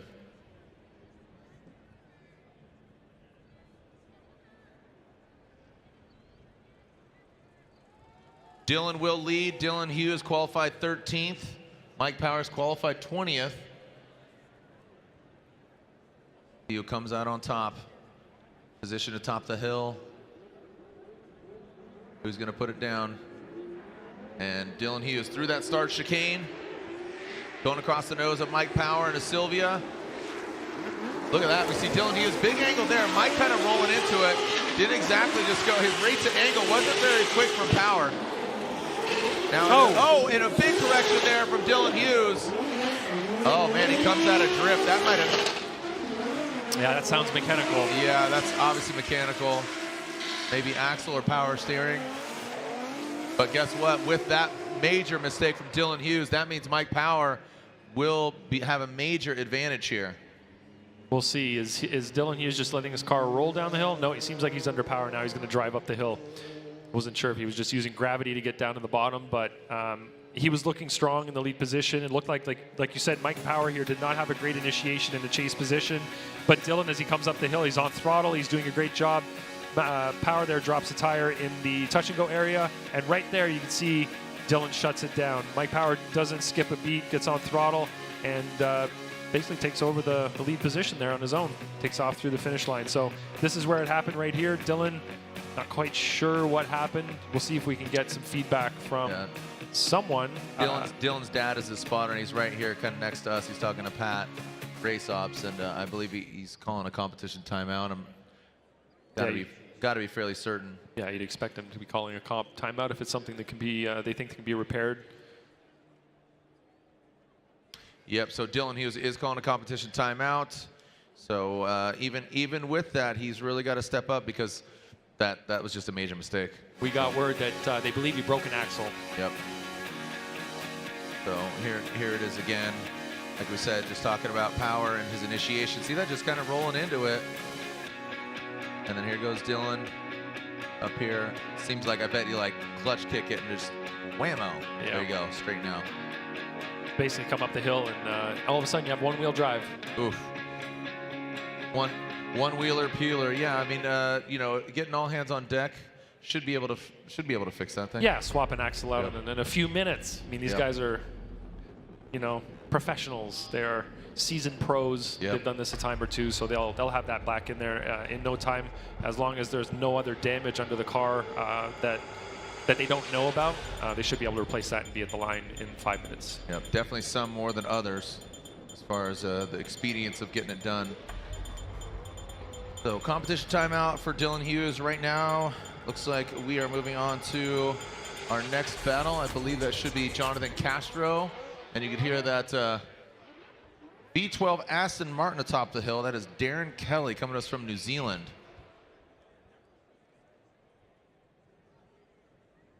I know you're a big supercar guy there, Ryan. So what do you make of this Aston Martin? Could Darren Kelly make this competitive?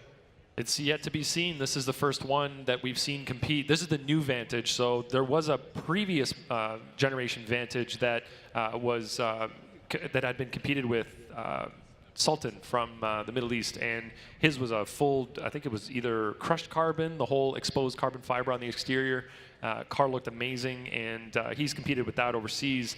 But this is the first new modern Vantage from Aston Martin that we've seen in competition. This car comes with an AMG V8 from the factory. They've taken that out. They put in the V12, which is a previous, earlier naturally aspirated V12 from a DBS, but they put twin superchargers on it. So it's a very, very unique build.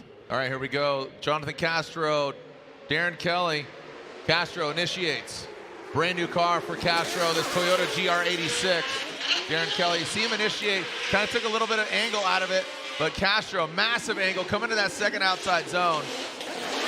Handbrake pull, works it in, grips it up, now into that inside clip. Castro, you can just see the degree of angle that Castro has compared to Darren. And Darren is, you know, he's a champion from his native New Zealand. He is a very, very accomplished racer, both road racing, sports car, and in drifting. All right, so as they come down the hill, let's watch the initiation here. Castro's about mid-track, gets the car to angle. Darren chooses to do it a little bit later, but that's totally legit. He's within the initiation area. Darren seems like he's having problems with angle in the chase position. You can see the car's not quite settled. You can see that in the lead position there, Jonathan Castro is doing a phenomenal job. His car looks really settled as he transitions. He gets to angle the way, you know, real quick and smooth and accurately. He gets to the amount of angle that he wants. There's no hesitation and there's no kind of bobbles there trying to add angle or take it away after he's achieved what he's looking for. And I think what it's going to come down to here is in the chase, a lot of mistakes were made on the angle side of things there from Darren, and the car just doesn't look settled. It looks like he's fighting it a lot. He drives an R35 in New Zealand, and here he's driving this brand new car that nobody has developed any drifting parts for whatsoever. So they're basically figuring this out as they go, and I'm sure they're changing things, you know, every time they drive the car.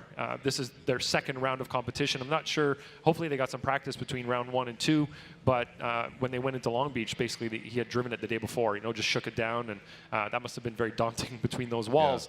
Yeah. But here, of course, the speeds are a lot higher, and a lot more is at stake just for the fact that there are walls that are just beyond the edge of the track that are definitely achievable, like we mentioned yesterday. So you still have to be careful in that sense of things, but right now, Darren's going to have that open air. So what can he perform? How can he perform in the lead position without having to try to mimic or match the speed and the angle and everything else of a lead car? Castro, chase-to-chase comparison-wise, you know, the run that he's going to be doing right now, he doesn't have a very high bar to meet. But I'm sure he's very capable of doing that in the chase. And I did hear that Darren Kelly is going to get some more seat time between here and Orlando, FYI. Exclusive for Formula Drift fans. Enter to win 4 GT Radial tires. GT Radial. Go to tinyurl.com/GT Radial. Enter to win 4 brand new GT Radial tires. Again, tinyurl.com/GT Radial. Yeah, so Darren was talking with his spotter. I was talking with Darren's spotter yesterday, and he says that they weren't intended to actually go back to New Zealand, and they could make it back, you know, kind of lifted restrictions as far as re-entering or leaving and all that stuff in New Zealand. The only conundrum is, since they lifted everything, flights are wildly expensive, right? And they're all booked. So they said, you know what, scratch it. Let's stay here, develop the car, get seat time prior to Orlando. So yeah, I think that's going to be a wise move. Travel is not easy right now. No. Here we go. All right, here we go. So as you say, Darren Kelly getting that clean air out front. Jonathan Castro in that chase position. Darren Kelly initiates. Nice job, the heart of racing, Aston Martin. Jonathan Castro looks like he's doing exactly what he needs to do. He's seeing some mosh pit up front, and he's not choosing to enter that mosh pit and that dancing right now. You can see taking a little shallower line there, exiting out of the horseshoe, and Castro.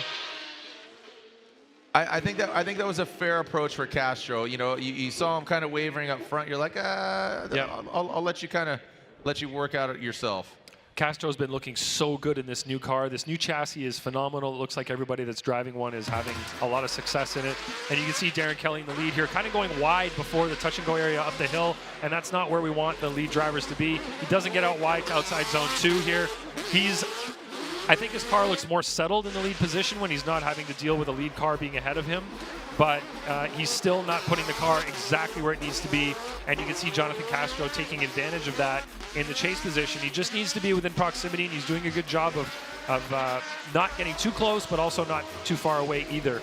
So I think this is going to be an easy win for Jonathan Castro. All right. As the judges are putting their fingers to their iPads, here we go. Slide them left for Jonathan Castro. Castro gets the win. Darren Kelly, we will see you in Orlando. Get some more seat time. Get that Aston Martin going. The heart of racing, Aston Martin. Always great to see Darren out here. The heart of racing, Aston Martin Vantage from New Zealand. So Castro moves on. As see up top, entering that burnout box, the NOS energy drink, all new Nissan Z on GT radial tires. That is Chris the Force Forsberg in the Pedal Commander burnout box, and you can see Castro and Darren Kelly. Dylan Hughes is in the competition timeout. Let's take a look at the BC Racing course preview. We are here on inside clip number 1 at Road Atlanta 2022 Formula Drift FD. And this BC Racing clip is really, really important because let me tell you why. Coming down this hill right here, 1,000 horsepower drift car, we chuck this thing sideways about 100 yards back that way, and we're doing about 100 miles an hour. And when you're running tandem, 100 miles an hour, 2 feet off somebody's door is pretty gnarly. And this clip is very important because if you mess this clip up, it sets you up horribly to go up the hill and for the keyhole and then to come back. So really, in my opinion, the entire track it's a make or break it type deal right here on inside clip 1. So this is probably the most significant part on the entire racetrack here at Road Atlanta. So hope you guys learned a little something from this. This is BC Racing inside clip. Thank you so much, Dylan Hughes, giving some little insight there. We see Chris the Force Forsberg, 3-time champ, going against a newcomer behind the wheel of the Ford Mustang, Adam LZ. Now, Adam LZ joining the RTR team, ready to rock. Going against one of 2 veterans left in the Formula Drift Championship, and you know, since 2004, Chris Forsberg has seen competition. Also, Ken Gushi, one of the last 2 remaining.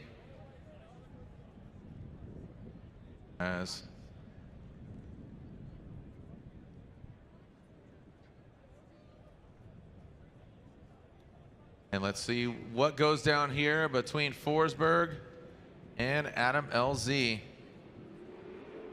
Come on down the chute. Chris Forsberg will lead. Forsberg qualified 12th compared to Adam LZ 21st. Forsberg initiates. Adam LZ dropped back a little bit. Forsberg pulling away in that VR-powered Nissan Z. Into that second outside zone, gets all the way out there. One of the Fun Haver teams, Adam LZ, comes now out of the horseshoe and past that inside clip. So LZ about a car length distance behind. Would love to see him a little bit closer there, but a great run from Forsberg up front. Yeah, I love this initiation here from Forsberg. Gets the car to angle, coming down towards inside clip 1. Beautiful job there. Right here is where Adam LZ will make a bit of a mistake and drop a tire on that downhill touch and go as he's coming up. You can see there that Forsberg does a great job on zone 2, but Adam LZ does not get out to outside zone 2, and he is falling behind there in proximity, so he's taking the tighter line and he's still not able to gain more proximity by doing so. And you'd hope that if you're making those sacrifices, it is to gain that proximity, and unfortunately he's not able to in his chase run against Chris Forsberg. All right, let's see what Adam LZ's got out front. Forsberg in that new Z. They've been thrashing on that vehicle prior to round 1. Adam LZ getting a lot of seat time, you know, exclusive to Ford in the Formula Drift Championship, but he's been drifting a lot of fun events, and again, getting a lot of seat time. Let's see what goes down here as we alternate the order. LZ and that AutoZone Ford Mustang RTR Spec 5D on Nitto tires. Chris Forsberg, NOS energy drink. All new Nissan Z. Adam LZ coming down the chute, initiating almost identically as LZ throws it down. Forsberg, you saw him, really good proximity there, almost had to check up. Big angle from LZ, big angle guy. Now flicks it around past that BC Racing front clip, exiting out of the horseshoe. LZ, big angle again, look at that. Forsberg keeping that proximity there all the way through. Looked exciting, but overall, I think just Forsberg is just a little more dominant there, Ryan. Yeah, if you look at what Adam LZ did in the lead, he was not as accurate. He didn't get to outside zone 2. You can see in the chase position, watch Chris's initiation behind LZ's. Quicker, snappier, looked better in the chase position than the lead car did. Adam LZ does a good job coming up the hill, stays off the rumble strip there, gets wide on 1, but over angles and doesn't get out to outside zone 2. Chris Forsberg is taking full advantage of that, and he's getting nice and close to LZ. And you can see on the way down the hill, LZ pulls away just maybe a half a car length, but Forsberg is right there. LZ does not finish wide at the finish line either, so that's a bit of a detriment to him as well. But watch Chris Forsberg on the way up the hill, positioning his car. Doesn't quite get as wide on zone 1, but that's where Adam LZ pours on the angle and then misses outside zone 2. And like I said, Forsberg is definitely going to take advantage of that and get right on your door as soon as he can. Yeah, he, like you said, he sees that opportunity, and I think that's where Forsberg was just a little more dominant. I mean, a great effort there by Adam LZ, but he's going against a veteran, and that's 19 years Chris Forsberg has been coming here. That shows a lot. So Chris Forsberg gets the win, knocking out Adam LZ. Oh, man, and we are getting an update here that Dylan Hughes did not make his competition timeout. He was actually borrowing an axle from Travis Reeder, but unable to get it fixed. So unfortunately, Dylan Hughes will not be advancing on. Mike Power will have a bye run, allowing him to advance on into the top 16. So very unfortunate there for Dylan Hughes. Yeah, I spoke too quickly earlier, I guess. Right. I was saying how easy it is to swap an axle out, but clearly there was something more to it than just an axle, I suppose. Hopefully that's not the announcer's curse. Welcome to the announcer's curse. This is what happens. This is normally what happens. This doesn't feel good, Jared. All right, lay back and listen. Mike Power advances on into the top 16 with this bye run. Mike Power, the Power Racing Sylvia S15 from Port Jeff Station, New York.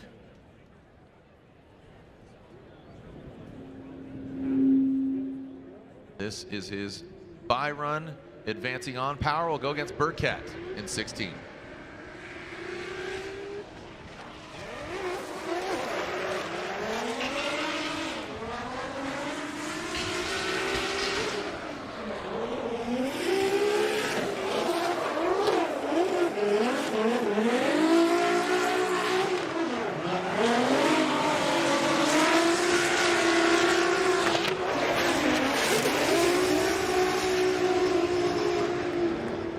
And there it is, Mike Power advances on. Congratulations to him. We're officially halfway through our top 32, already in top 16. Matt Field will go against Alec Robbins. And we got Travis Reeder versus Jeff Jones. Dan Burkett. And again, one of just the elation on his face says it all. Dan Burkett will go against Mike Power. Jonathan Castro versus Chris Forsberg.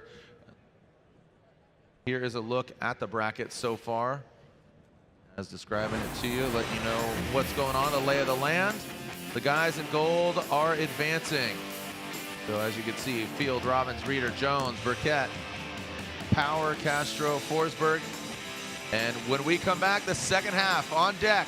Number 2 qualifier, Denofa versus Kyle the Menace Mohan when we come back.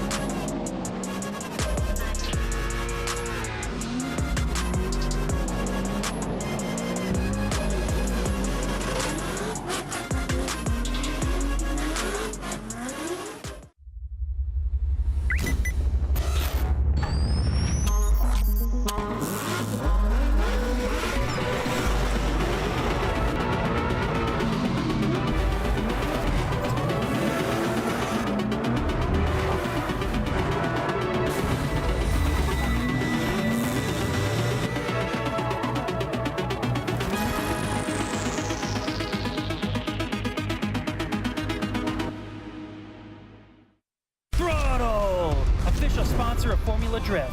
Join the social app for car enthusiasts. Show off your rides. Connect with Formula Drift drivers and fans. Find your crew. Locate events. Watch exclusive Formula Drift clips powered by Throttle. Join the social app that brings together car lovers from across the globe. Go full throttle and download the app now.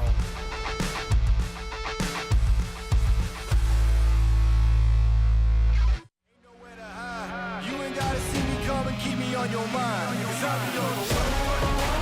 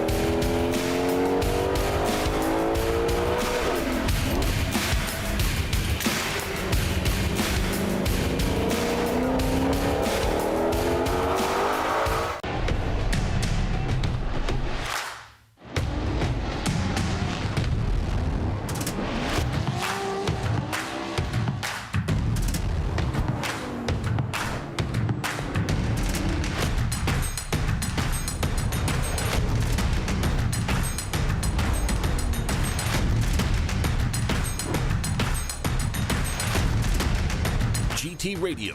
Experience ultra high performance.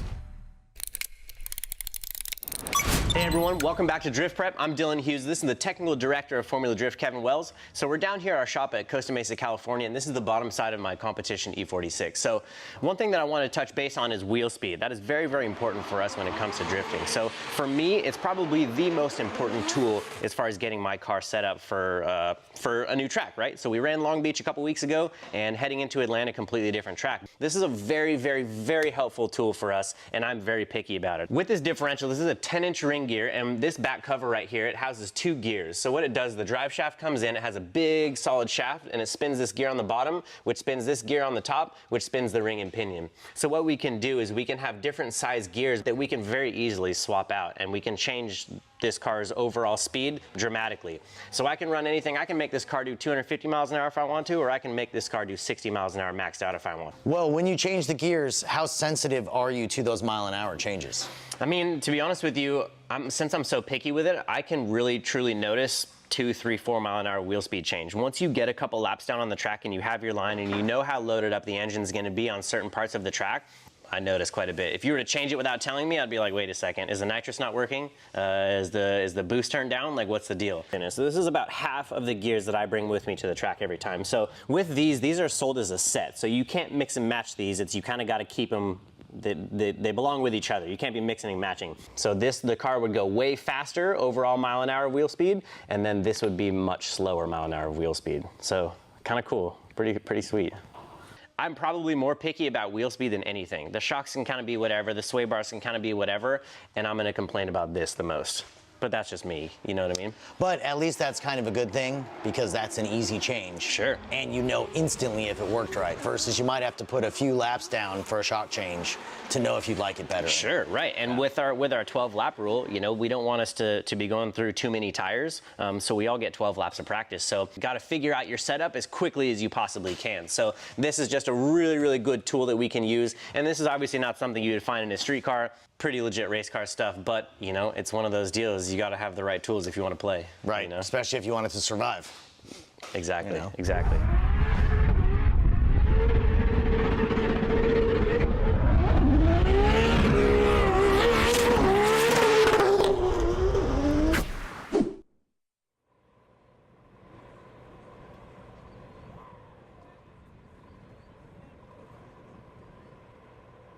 Welcome back here to round 2 of the Formula Drift Pro Championship, as this is the AutoZone Road to the Championship presented by Type S.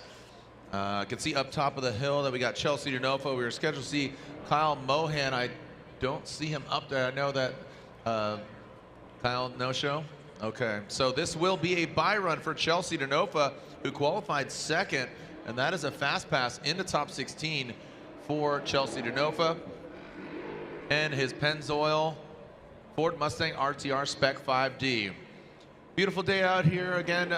Seems like it's changing every 5 minutes. A little warm, then it's cold, then it's hot, then it's cold. So it's changing as the day progresses on. But regardless, just don't want to see moisture out on the track. That's the only thing that will definitely slow us down here. So up next, again, Chelsea Denofa back up top of the hill. Round 2 of the Formula Drift Pro Championship. Let's lay out and listen to loud, proud Ford Mustang of Chelsea Denofa. Your number 2 qualifier advancing on. Who's he going against? Either Brandon Sorensen or Jonathan Hurst. Here's Chelsea Denofa and his Pennzoil Mustang RTR Spec 5D.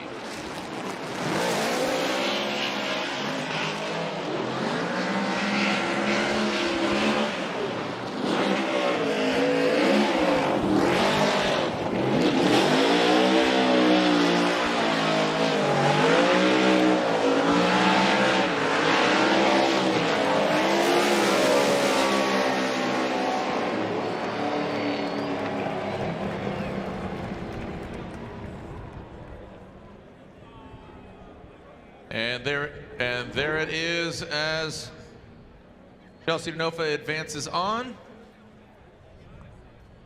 And next up, it is Brandon Sorensen and Jonathan Hurst. Brandon Sorensen, United States Air Force, BMW from Las Vegas. Actually, age, he's 18. He just turned 18 on Thursday. And Jonathan Hurst from Paducah, Kentucky. Jonathan Hurst, notably, we saw him get into an accident in Long Beach and said, yeah, I might have broken my foot, but I'm ready to move on. That gentleman, he is the pride of Paducah right there. That gentleman, he definitely gets down. But Brandon Sorensen, definitely a talented young man. And Amanda Sorensen, his sister, will be competing in Pro Spec. We'll see her in Orlando. And then even their younger brother, they're constantly jumping around, that Sorensen family, different disciplines of motorsports. So a busy family hailing from Las Vegas, Nevada. Brandon will lead. He qualified 15th. Jonathan Hurst qualified 18th. And notably, Jonathan Hurst, you can't hear yourself think when that thing runs sometimes. So it is one of the loudest.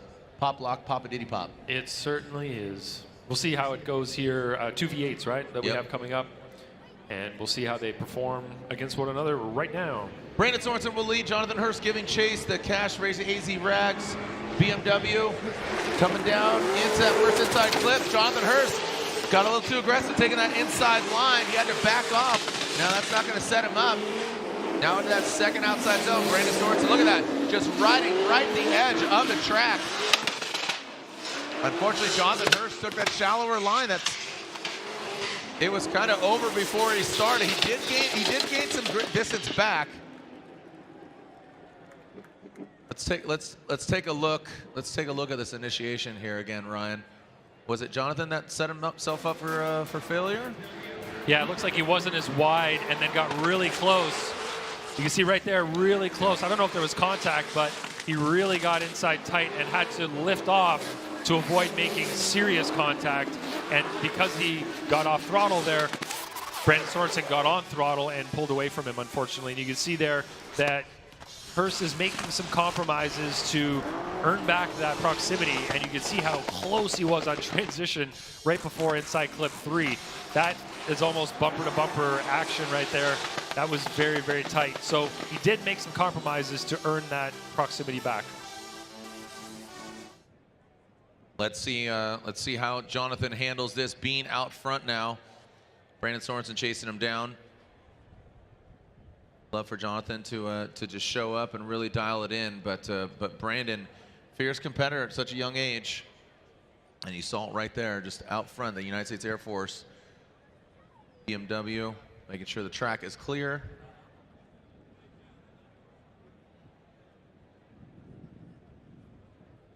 All right, looks like there might have been a little contact here.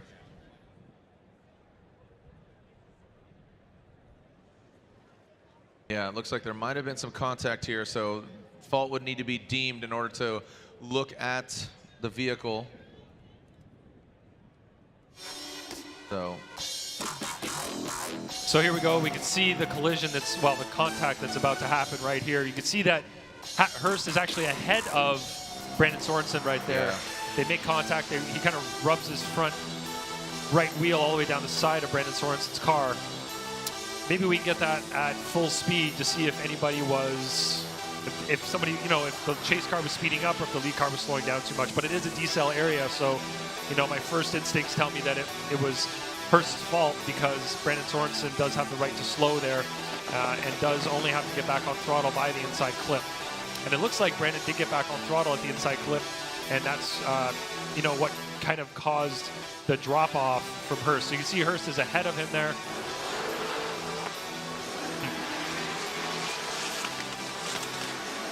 So the three of us are going to have to give an independent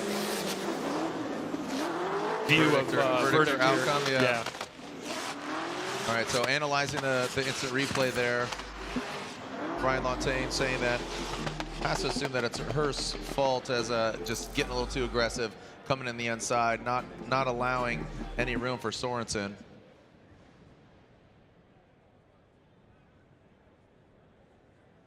So as both the drivers wait at the line, I'm assuming Brandon wants to get hands on his vehicle and see if there's any further damage.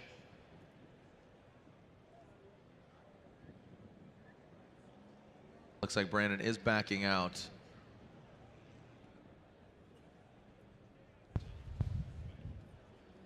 And we are, again, more than halfway through our top 32 action. Lontaine, what's going on? Sorensen is going to take us a lot of time to look at his car. I haven't received information as to whether Hurst is going to take a competition timeout, which he would have to call if he wanted to look at his car. Right. But Brandon Sorensen is given time, as he was not at fault, so he's going to take that time, as anybody would, intelligently do that, because they're given the time, and who wants to take a chance and potentially have damage to their car going into another run of a tandem battle. So this is time that he's allotted, freely, let's say, and he'll be able to check it over and make sure that there's no damage to the car before they run the second run of their battle.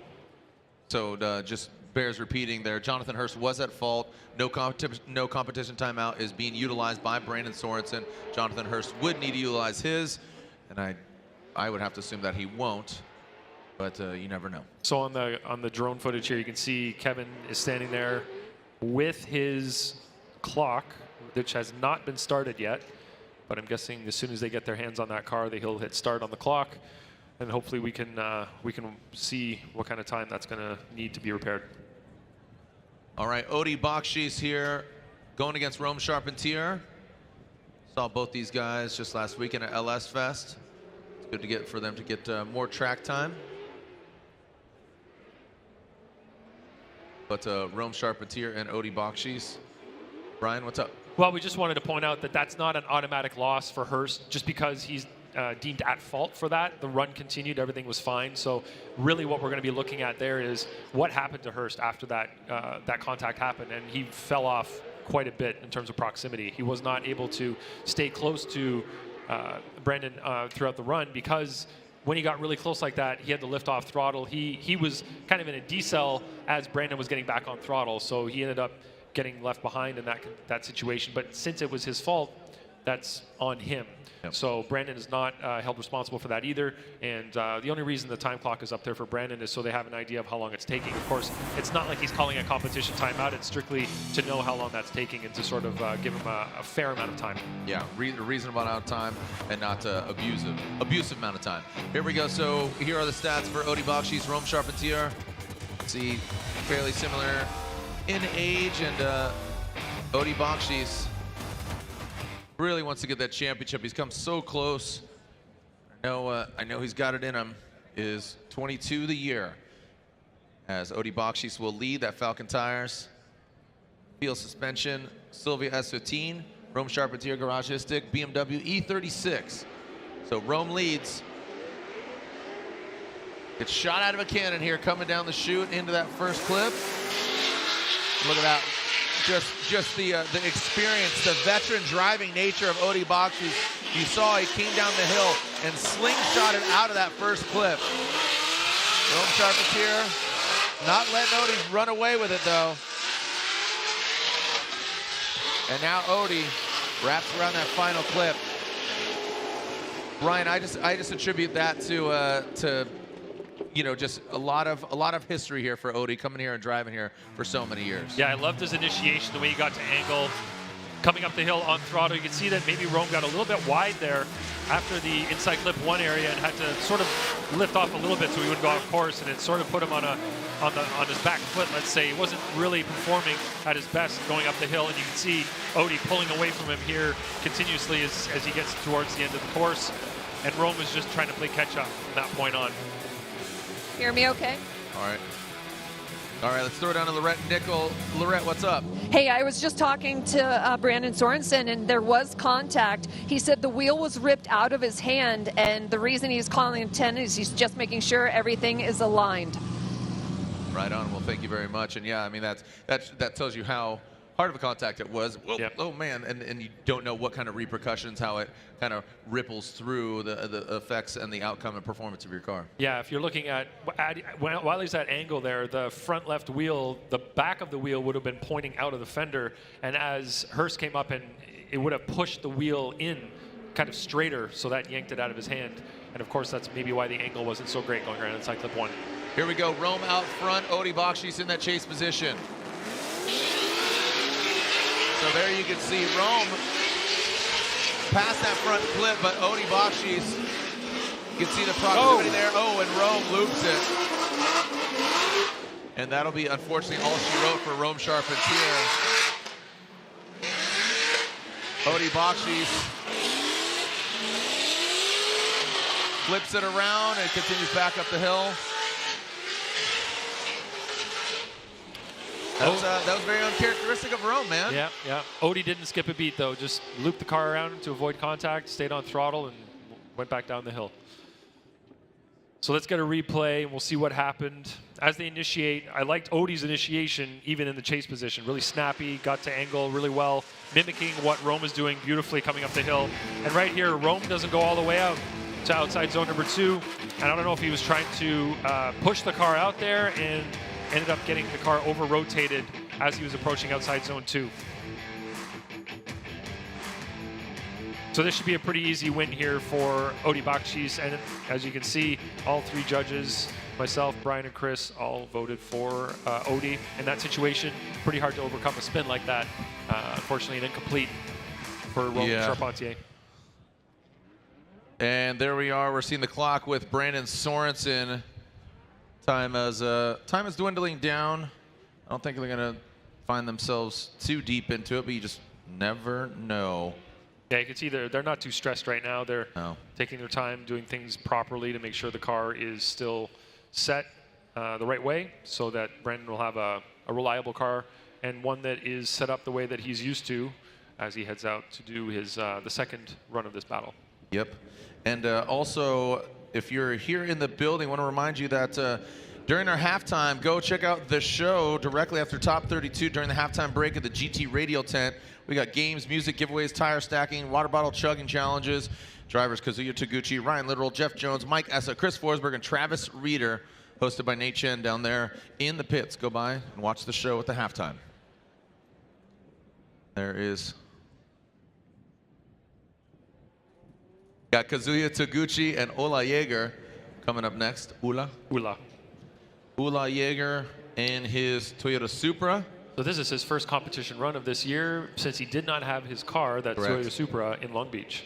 Yeah, and he was telling me he was in Long Beach. He was saying the car went from here to there to everywhere, and like one number or letter was off in the VIN. So he's had just such a problematic time getting that car to Formula Drift competition. So I think he's elated. We will see just how it performs here. We saw yesterday in qualifying Ula with a 23, qualifying 23, and Kazuya Taguchi qualifying 10th. So maybe just kind of shaking the nerves off and ready to throw down. We can see Brandon Sorensen back in his car, driving over to the burnout box. So looks like he's ready to go for his next round as well. All right, Kazuya Taguchi out front, the ISR Performance Up Garage. 86 now coming into that first clip. Seemed like some hesitation there from Kazuya Taguchi, and that could really check up Ula. And you see Ula take some angle out of the car to catch up the Japan Auto Supra. Oh, look at that. Looks like rubbing his race in there, gets in the side of it, not affecting Kazuya Taguchi. Let's run that back. That was kind of an interesting initiation right into the inside clip. Yeah, see what your thoughts are. Ula here was really late on his initial. Well, not late, but just it looked like he tried to, and the car didn't step out the way he expected it to. He finally got the car to angle. So watch here. He does try at the 2 cone and then gets it to angle between the 2 and the 1 cone, and then ends up with low angle as he comes by inside clip 1. Right there, he's got a bobble in the chase position as well. Taguchi gets out somewhat outside zone number 2, but doesn't fill it the way we'd like to see. Ula makes contact with Taguchi there after inside clip, or right at inside clip number 2. So right there, you can see his bumper touches Taguchi's front wheel and kind of pushes it off the car as they're coming down the hill. Taguchi's nicely positioned. And then right there, you can see Ula kind of had low angle coming by inside clip number 3. Now let's see, as we alternate the order, remember we have to revisit the Sorensen-Hurst battle, the second half of that battle right now. Looking at Ula Jaeger will lead, Kazuya Taguchi will give chase. ISR Performance Up Garage GT Radial 86. And restart. Looks like we've got a restart here. Jaeger, I assume, jumped the light. All right, so traditional stick and ball sports apply here. 3 strikes and you're out. That's 1 strike against Jaeger. Kazuya backs it up.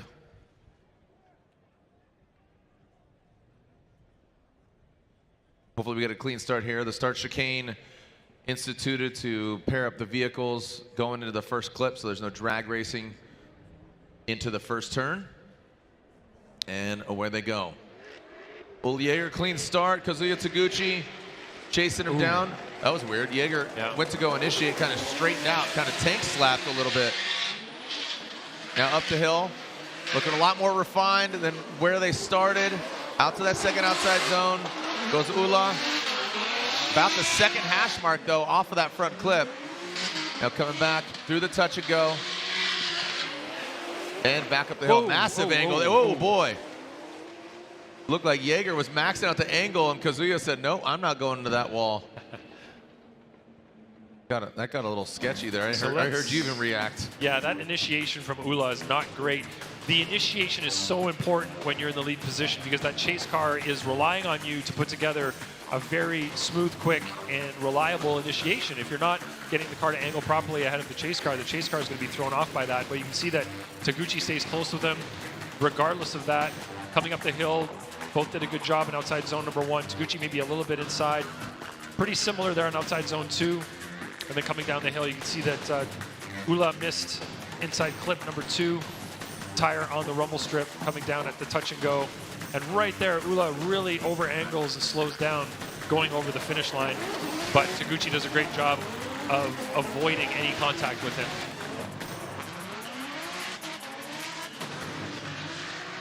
Yeah, both these gentlemen definitely need to tighten it up.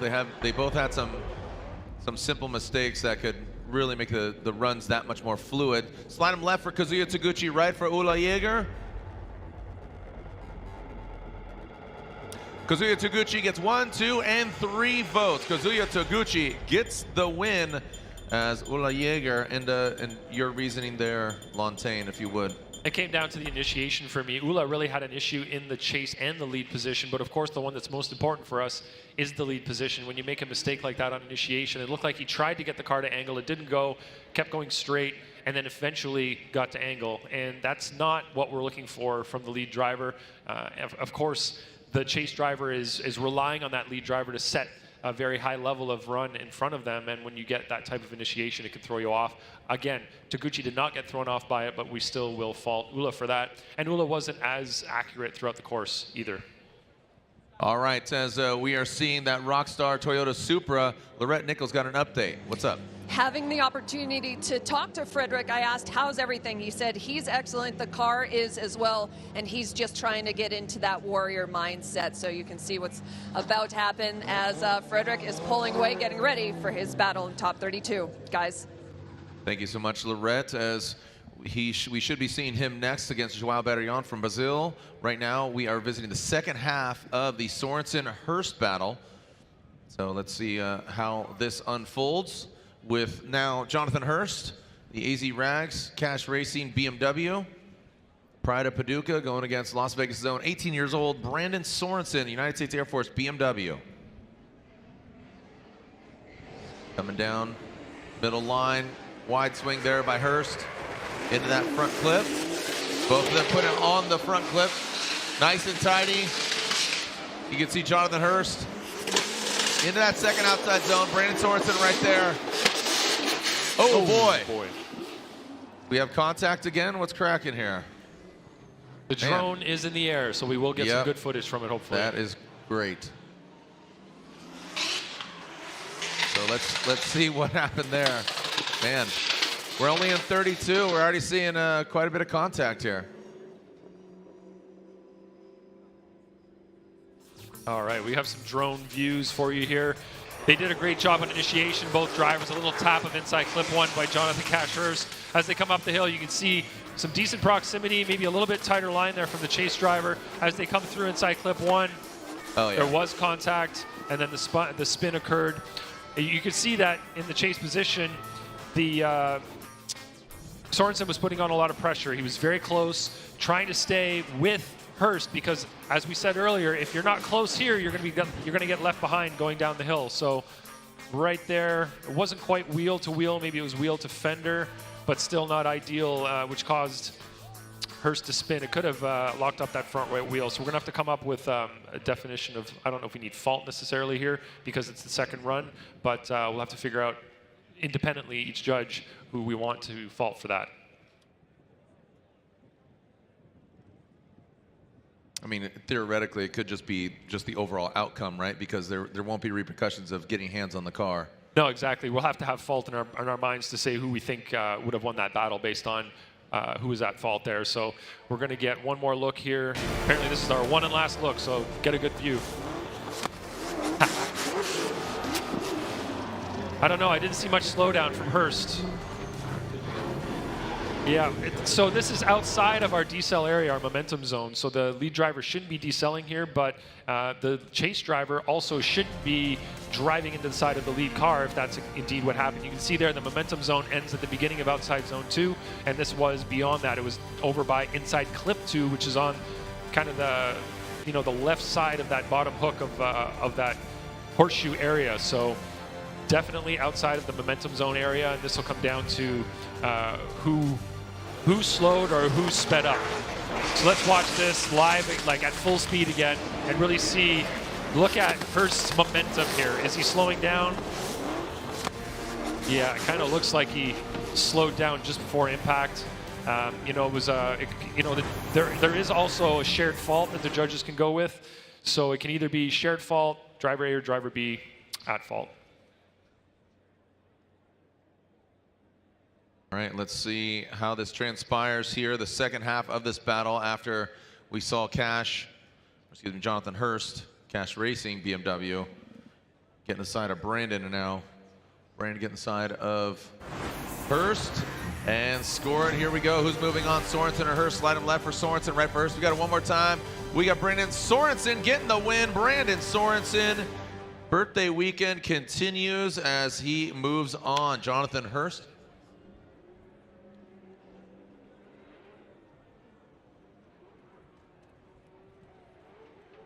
Hey, Chris Ewell, you went against kind of the grain here, and your reasoning going one more time as opposed to Brian and Ryan went with Brandon Sorensen. Yeah, I mean, watching the replays, I just didn't really feel any particular way about the contact that happened here. I'd rather just see him again, honestly, and I didn't want to really reward Hurst for his chase. And Sorensen's lead wasn't that great either, so I would just rather see it again. Yeah, I think that's good. And a great justification for your reasoning. Let's move on to our next battle. Frederick Aasbo from Norway, and coming to us from Brazil, this is João Barion. So you can see the horsepower numbers here. Got Freddie driving the Supra, João Barion piloting that Corvette. So you got João, who was on a hiatus during some COVID times, but is back with a freshly prepared Corvette. Seems like he's got more horsepower. The car seems a little more settled. Just set up overall probably just a little differently, more to his liking. Yeah, when he first brought that car in, it's a Z06, and he was running the stock drivetrain from the factory in that car pretty much, and you know, maybe had a little bit more horsepower, but he was saying it was a very basic build originally, and you could tell he wasn't able to keep up with the other cars. Now the car is built. I think they took that year off to really develop it, put a race built engine under the hood as well, and much more power. I think the car is much more developed as well, more parts to make it perform the way the other cars are performing, so it's able to keep up now. But it really looked gripped up yesterday, and I'd like to see him take a little bit of that grip out of the car, hopefully, and drive it a little more smoothly throughout the course, you know? Yeah, I mean, his spotter is up here saying 1,300 horsepower, so definitely a capable machine. Let's see. And Lorette caught up with Aasbo, getting that warrior mindset. The warrior versus the sheriff. The Norwegian hammer coming on up into that first outside zone. And we talked about it. Look at João. He's got that horsepower, but can he dial it in? Way to back off. Takes a very tight line exiting that horseshoe, but keep in mind, this is your defending champion, piloting that Rockstar energy drink, Toyota GR Supra, making it look pretty easy there. All right, so on initiation, great job by Aasbo, and you can see Joao's right there with him, transitioning up the hill. Joao does drop a tire on the rumble strip, and maybe even over the rumble strip. Right here, you can see Aasbo getting into outside zone 2. Joao does not get his tire into that box. Now, what I want to look at here is how many tires were dropped. That may have been 3 tires leaving the horseshoe. May not be consecutive, all 3 tires at the same time. You know, we'll have to look at it closely again, but it looked like the front left, maybe the front right at the same time, and maybe the rear left at the same time as well. So that is a line that we do not want to see the drivers take in the chase. And you can see that Joao is being slightly left behind. It really looked like he was trying to build up some of that proximity or gain more of it. He dropped multiple tires multiple times there, even at inside clip 3 as he was coming over just before the finish line there. It looked like he dropped a couple of tires as well. All right, so we are getting an update that Joao Barion, Joao has called the competition timeout. Let's throw it down to Lorette Nickel, who is with the birthday boy. What? Oh, we're moving around. A lot of movement down here in the hot pits. Happy birthday, happy belated birthday, 18 years old, my goodness. Don't grow up, it's a trap. But doing great things here.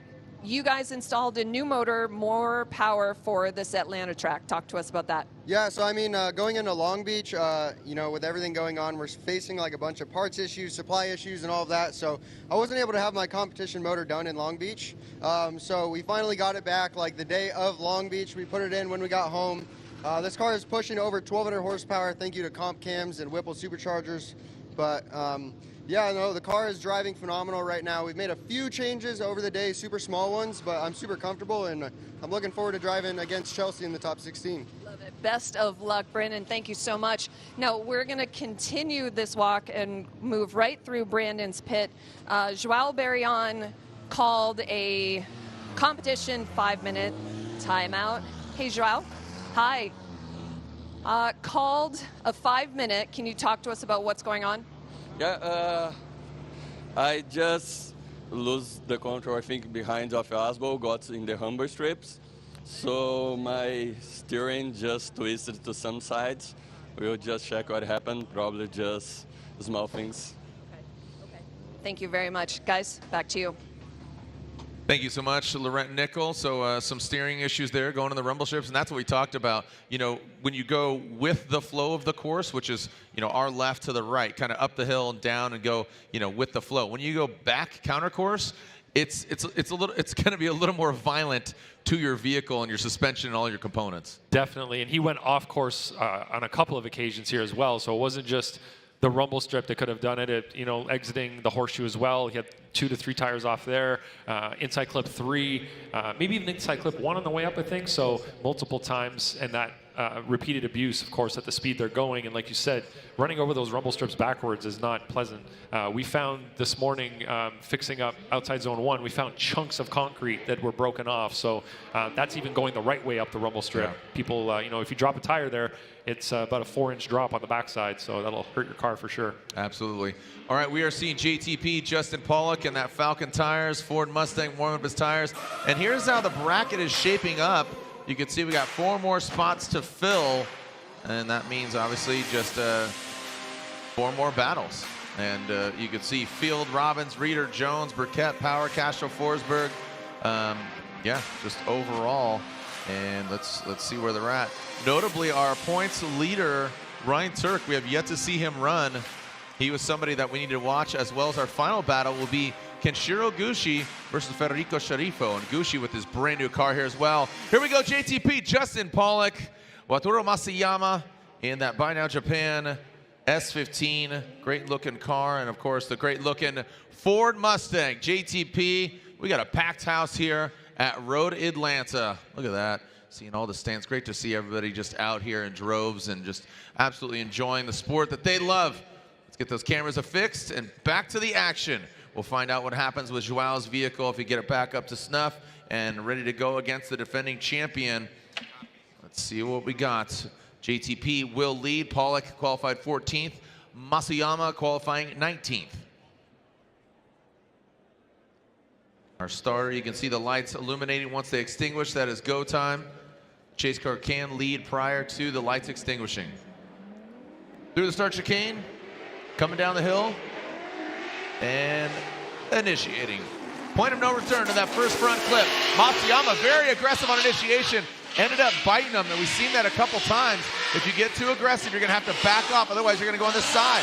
Justin Pawlak puts it right inside that second outside zone. Matsuyama transitions to out Watoro. Nice job by him as Matsuyama, by now Japan's Sylvia S15, makes it back up the hill. But unfortunately, we've seen this. I've seen this story before, unfortunately, by Matsuyama. Yeah, look at this initiation from JTP. Snaps it to angle really nicely. Wataru is in the chase there. Gets his nose ahead of JTP's car a little bit and got himself on the inside too much and had to back off. You can see right there, look at the front of his car. He gets a little too far ahead and then gets choked up. JTP's on throttle up the hill, using that rumble strip as he's allowed. Good job on zone 1, good job on zone 2. Matsuyama did make some sacrifices to gain some proximity. JTP is showing some nice control, putting his car in the right place, not overstepping boundaries. He's not dropping a tire, exiting the horseshoe. He's not going over the rumble strip on the touch and go. He's really positioning his car where we want it to be. You can see outside zone 1 right there. Nicely done. Outside zone 2. But Matsuyama missed zone 1 and 2 in the chase, and he had to do that to gain that proximity back. But unfortunately, you know, when you do a chase-to-chase comparison, if JTP can better that, if he can fill those zones in the chase, he's going to have an advantage. Wow, are we getting another competition timeout? Whoa. All right, Matsuyama's now calling a competition timeout. So, geez, we saw one from Joao, and now Matsuyama. Do you maybe contribute this to car setup? The conditions, it's still daytime, obviously, we don't have the lights on, but the conditions have gotten cooler from earlier today. Well, you know, you were talking. Or what do you contribute to? Well, you were talking previously about attrition and just vehicles running, you know, they're running very high levels of horsepower. Their engines are stressed. This track is fast, so you're, you know, revving the engines up. You're running over these rumble strips the right way and the wrong way. You can drop tires in certain areas. So it could just be vehicles that are, you know, they're finding the failure points in certain parts of their cars because of the stress that their cars are put under here. And this is only the second round. The first round in Long Beach, the speeds aren't as high. You know, it's not maybe as much stress on the cars as at this track. So this may be the track that kind of picks out those stress points. Moving on to our next battle, we'll revisit the 2 competition timeouts. Ryan Tuerck versus Daniel Stuki. So Ryan Tuerck debuting his new vehicle, and the whole world got to see it, the Toyota GR Corolla at Long Beach. And what a great way to celebrate the launch of putting that Toyota GR Corolla on the top of the box. Ryan Tuerck is your current points leader, also a new dad as well. Shout out to him and his lovely wife Shannon and their new baby boy. And Daniel Stuki, that M-Spec S14.9. And hey, Lorette, what's going on with Joao? Hey, just wanted to let you know the clock is at 1:17 right now, but there's you know, a few hands on the car, not stress. And what they were looking for, the outer tie rod, they just adjusted it. So he is pulling away now. Thank you so much, Lorette. Some great insight there. Up top of the hill. And here we go. We're ready to send him. As Ryan Tuerck will lead. Tuerck qualifying 6th, Stuki qualifying 27th. And a lot of eyeballs on Ryan Tuerck and this Toyota GR Corolla, the Rain-X on Nitto tires. And Stuki is on the start line.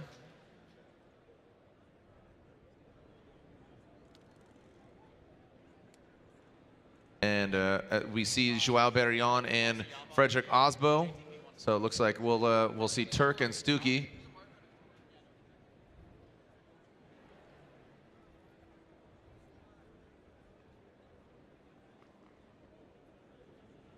All right, let's take a look here. Moving on to our battle of Ryan Tuerck and Stuki. Little delay there. There was contact between Pawlak and Matsuyama, and the judges want to review if Matsuyama can get hands on his vehicle without utilizing the competition timeout. I think that's a big contention here. Let's check out our current points leader, Ryan Tuerck, that Rain-X Toyota GR Corolla on Nitto tires. Into that first inside clip. Airs it out. Stuki gets a little left behind here. He's going to need to run him up. Now into that second outside zone goes Ryan Tuerck. Stuki taking a way shallower line. You see Stuki dialing it back. Speaking of rain, Ryan Tuerck's making it rain. Smoke coming out the back of his car. So pretty straightforward run there for Ryan Tuerck. Unfortunately, Stuki back there quite a bit. He's going against our current points leader, the S14.9. So as he initiates, you can see Ryan Tuerck getting ready on that rumble strip. Nice job going by inside clip 1 there. A little tap of that inside clip. Keeps the tire off the rumble strip on the way up the hill. Does a great job on outside zone 1. You can see Stuki going way on the inside there as Tuerck gets into outside zone 2. And let's watch it again from the drone. You can see that there's not a lot of proximity there from Stuki, and he's trying to make some sacrifices, as he does right here in zone 2, to get nice and close, which he does at inside clip number 2. But then as they come down the hill, you can see Ryan Tuerck starting to pull away again, getting nice and close to that rumble strip, which is exactly where we want the cars. We want their front bumpers over the rumble strip at the touch and go. So great job by Ryan Tuerck there. And you can see Stuki just not able to stay close from beginning to end. He did have a moment there at inside clip 2 where he got close, but he did have to make some significant sacrifices to gain that proximity. Yeah, and I'm, again, just like I said, a lot of eyeballs on Tuerck. Seeing if he could put it together. He's got, obviously, a well-prepared vehicle. Here we go. Daniel Stuki, M-Spec, S-Chassis, coming into that first inside clip. So there you go. You see that proximity there, Ryan. Had to kind of pedal back. Now Stuki into that second outside zone. Comes up just a bit short. But Ryan Tuerck, you can see, keeping the composure. Now back down the hill into that final inside clip. That got a little hairy, man. He pulled out that shaver and knocked that thing right down. That got really hairy. I really like Ryan's line through the horseshoe and exiting the horseshoe. The way he positioned his vehicle after that transition coming down the hill was beautiful. So let's watch here. You can see Tuerck just taps that inside clip. He drops the tire on the rumble strip there, coming up through the downhill touch and go as he's going up. Tuerck is running a slightly inside line through outside zone 1, but Stuki in the lead does not hit outside zone 2. And right here, Ryan Tuerck, the way he positions his car coming down the hill, really nicely done by him. And then right there, he got close and had to just back off slightly, but managed to transition the car, stay on line, stay on throttle, and everything was fine for Tuerck there. But as you said, from our perspective here, it was a close one for a second. All right, we have a couple one more time battles, or excuse me, not one more time, but competition timeout. The second half of the battles, as well as one full battle.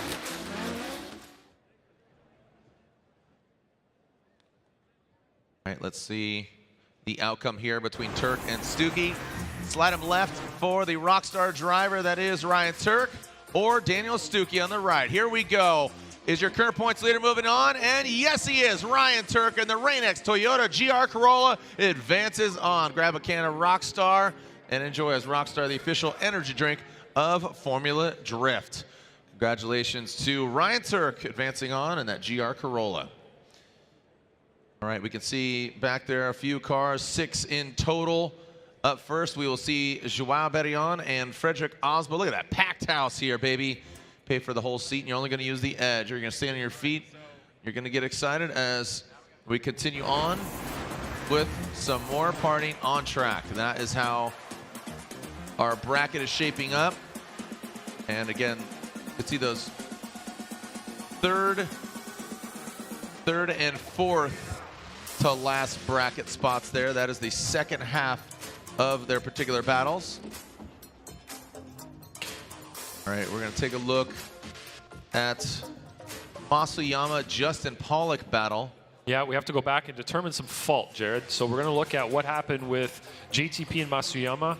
It wasn't apparent initially that there was contact. I thought they were just really close. But if you look at JTP going by inside clip 1, you'll see Matsuyama right on the inside.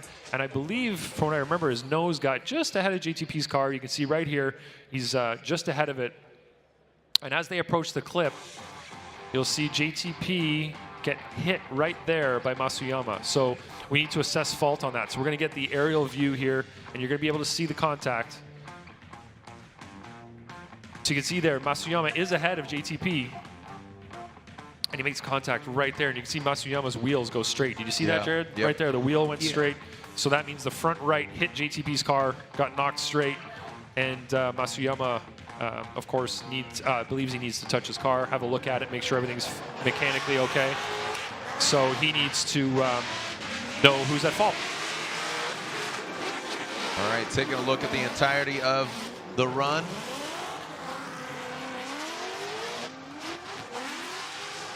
Next up should be Aasbo and Joao, but wanted to deem fault, so if anybody had to get their hands on their car. Right? Yeah, Matsuyama does want to get his hands on his car, and he was hoping that we would choose JTP at fault, I believe, so that he wouldn't have to use his competition timeout to look at the car. I gave my vote. I'm not sure what the other judges did, but Matsuyama, okay, Matsuyama is indeed at fault for that. He was, you know, that's what I said as well, so majority, I don't even need to know what Brian said. 2 out of 3 so far have said Matsuyama, and I'm guessing Brian did too.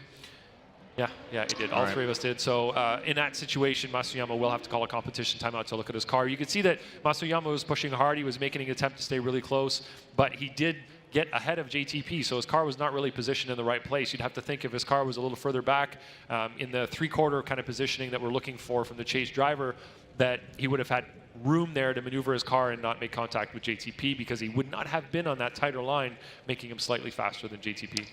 Hey, also, really cool thing, if you're here in the building during the halftime break, for all you TE37 lovers, make sure you check out the Rays Tribute Car Meet in the Fan Zone lot, featuring over 30 cars on Rays wheels. See the all-new 2022 Rays wheels on display, including Volk Racing, Graham Lights, and Versys. Scoop the latest Rays apparel and accessories and grab some exclusive Rays giveaways while supplies last. There's a lot of things going on during our halftime break, and we are just about two full battles left, so 4 full runs if we don't see you one more time. But be sure to check out the Rays Tribute Car Show here in the Fan Zone area, but not too far from the judges' stand. All right, here we go with the second half of this battle.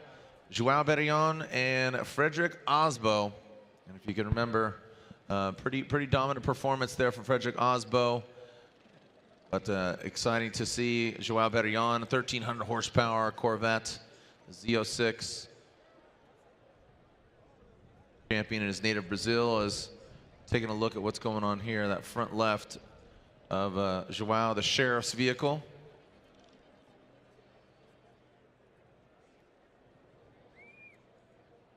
And here we go, seeing, looks like our officials, making sure it's all good.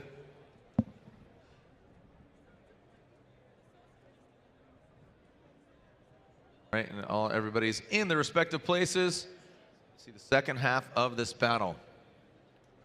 Joao will lead. He qualified 30th. Frederick Aasbo qualifying 3rd.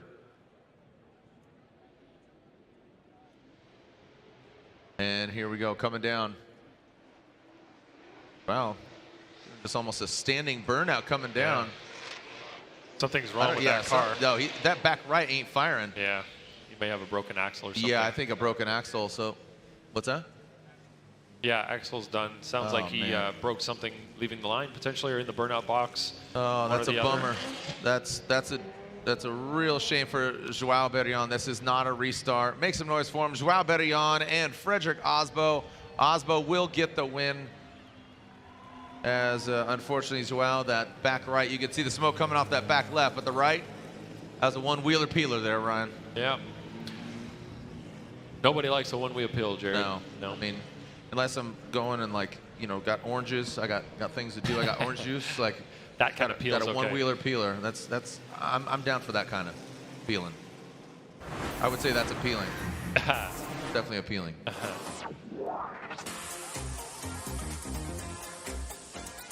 All right, so slide him left for Frederick Aasbo.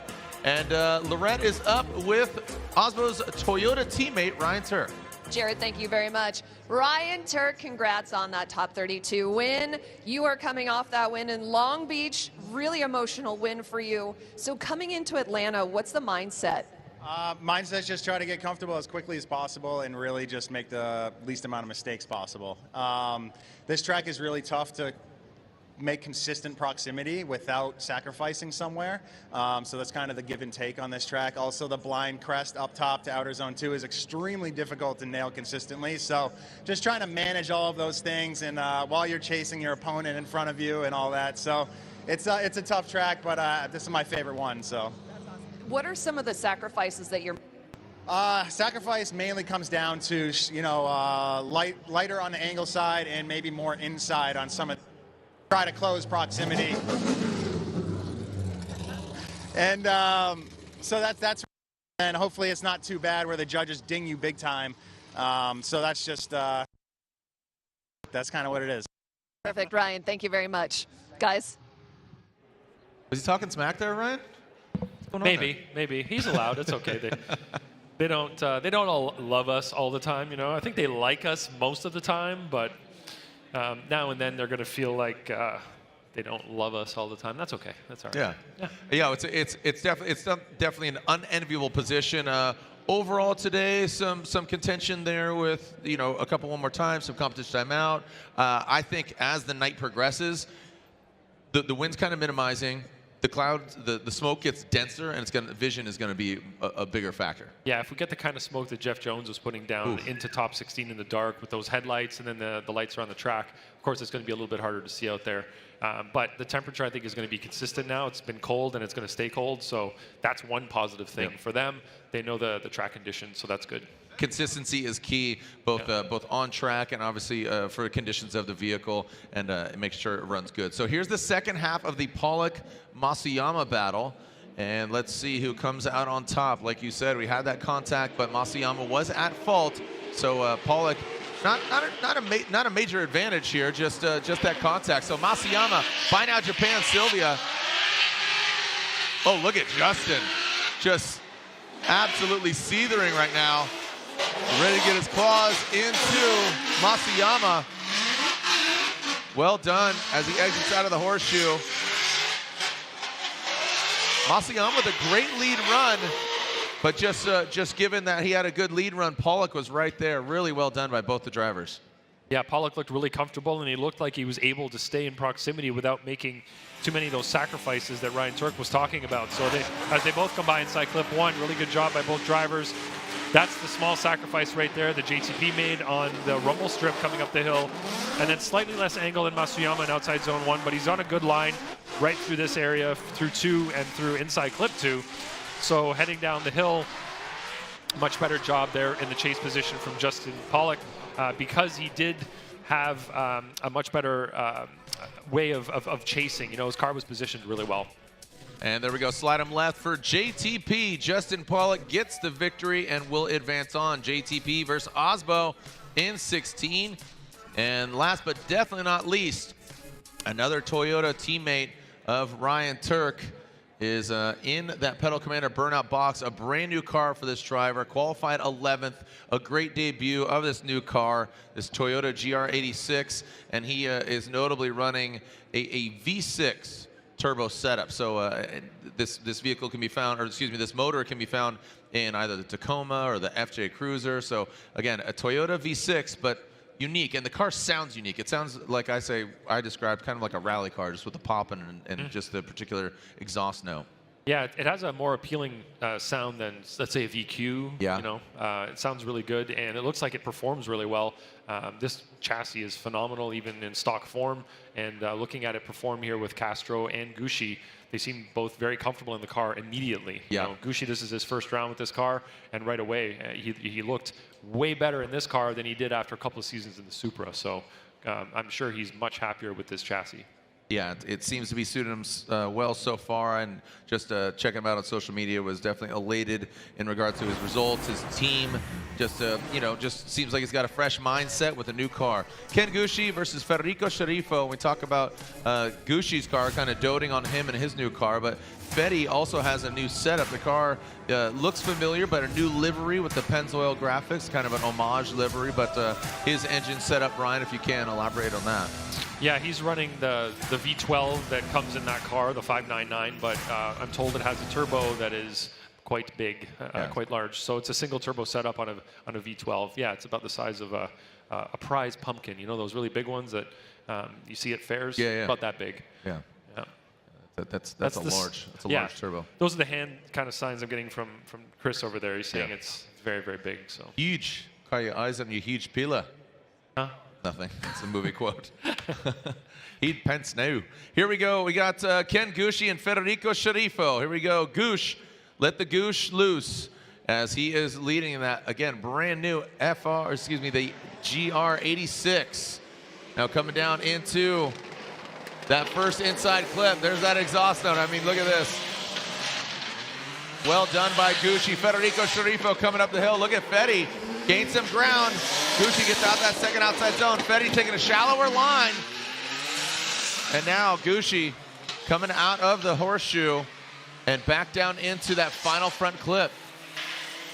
Looks like Fedi does have that power on deck, though. That was really good. You saw him surge forward, but unfortunately took a shallower line into outside zone 2, so almost got to the side of Ken Gushi. But overall, Ken looked really good out front. Yeah, I want to see what happened there as they came through outside zone 1 to 2. But right away here, you see a good initiation from Gushi. You can see Federico maybe not with the angle you'd like to see in the chase position at initiation. Coming up the hill, Gushi, great job through outside zone 1. And right there, you can see that that's what I was talking about. You can see that Federico gets really close to Gushi and then has to lift off a bit, sort of half stalls the car and then gets back on throttle. So did lose some proximity right there.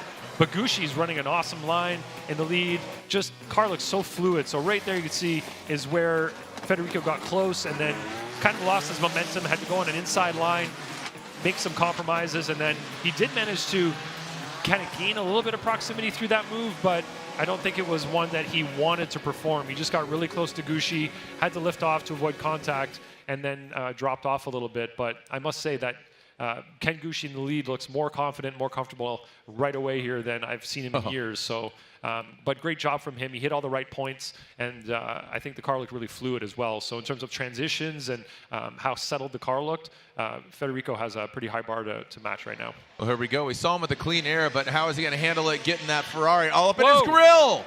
And there we go. We were just talking about this. Unfortunately, comes to a halt, and they're going to throw a yellow out here. And that means that, watch, Fedi's going to get handed the win from Ken Gushi. Yep. He can't go counter course. He can't finish out the run, even with, Formula Drift rules stipulate that say basically, whatever the chase car does, the lead car needs to finish out the run. Not the case here because we're going counter course. Obviously, he is in the way. So, unfortunately, for what seemed to be a really good, Ken Gushi. Announcer's curse again? Was I talking too highly of Ken Gushi's driving? No, I think it's just a case of, hey, great debut, good chase run, good qualifying, but unfortunately, just watch what went wrong. He flicked the car at entry, and it looks like it just over-rotated on him. He came down the hill here, and you'd have expected him to turn around and go back up the hill, but he ended up stopping right past inside clip 1. So right there, he flicks the car, and the car goes inside instead of kind of tracking straight down following Federico. So Federico here he's looking excellent in his car as well now. He looks way more confident, way more comfortable. It looks like he has more power on tap, and the car does look much more settled as well. So that Ferrari, again, is a unique car in the world. Yeah. Nobody else is drifting a 599. All right, there it is. Unfortunately for Gushi, is knocked out. So Federico Sceriffo is in the top 16. His brand new Pennzoil livery, as I believe that's Federico's first introduction into top 16 in the Formula Drift Championship. That's a big day for him. That is a great day for him. So. And a well-earned, I think that he was doing a great job. Gushi did make a big mistake, but we can't kind of understate the fact that he was doing a good job with that car. It's looking a lot better, more controlled, more comfortable, more powerful.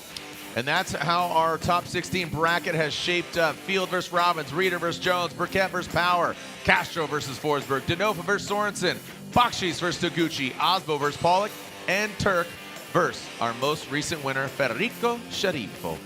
This is the AutoZone Road to the Championship, presented by Type S. My name is Jared Deenda.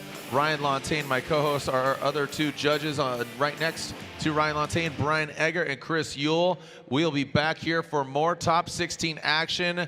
Don't go anywhere. Grab a Rockstar energy drink, as Rockstar, the official energy drink of Formula Drift. The Rockstar Top 32 is a wrap. Up next, we got our top 16 when we come back, and it begins at 7:30 p.m. local time. Local time's 6:07 to be exact.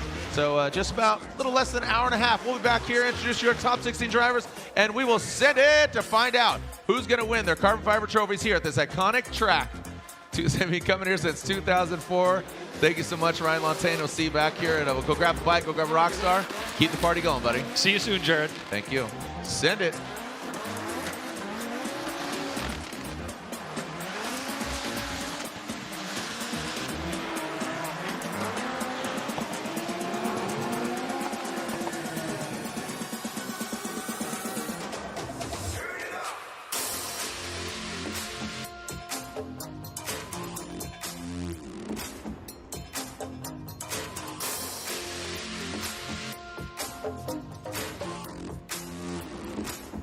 One car going wild in the mall help us tell the GR story. You're right. We need more cars. Ooh.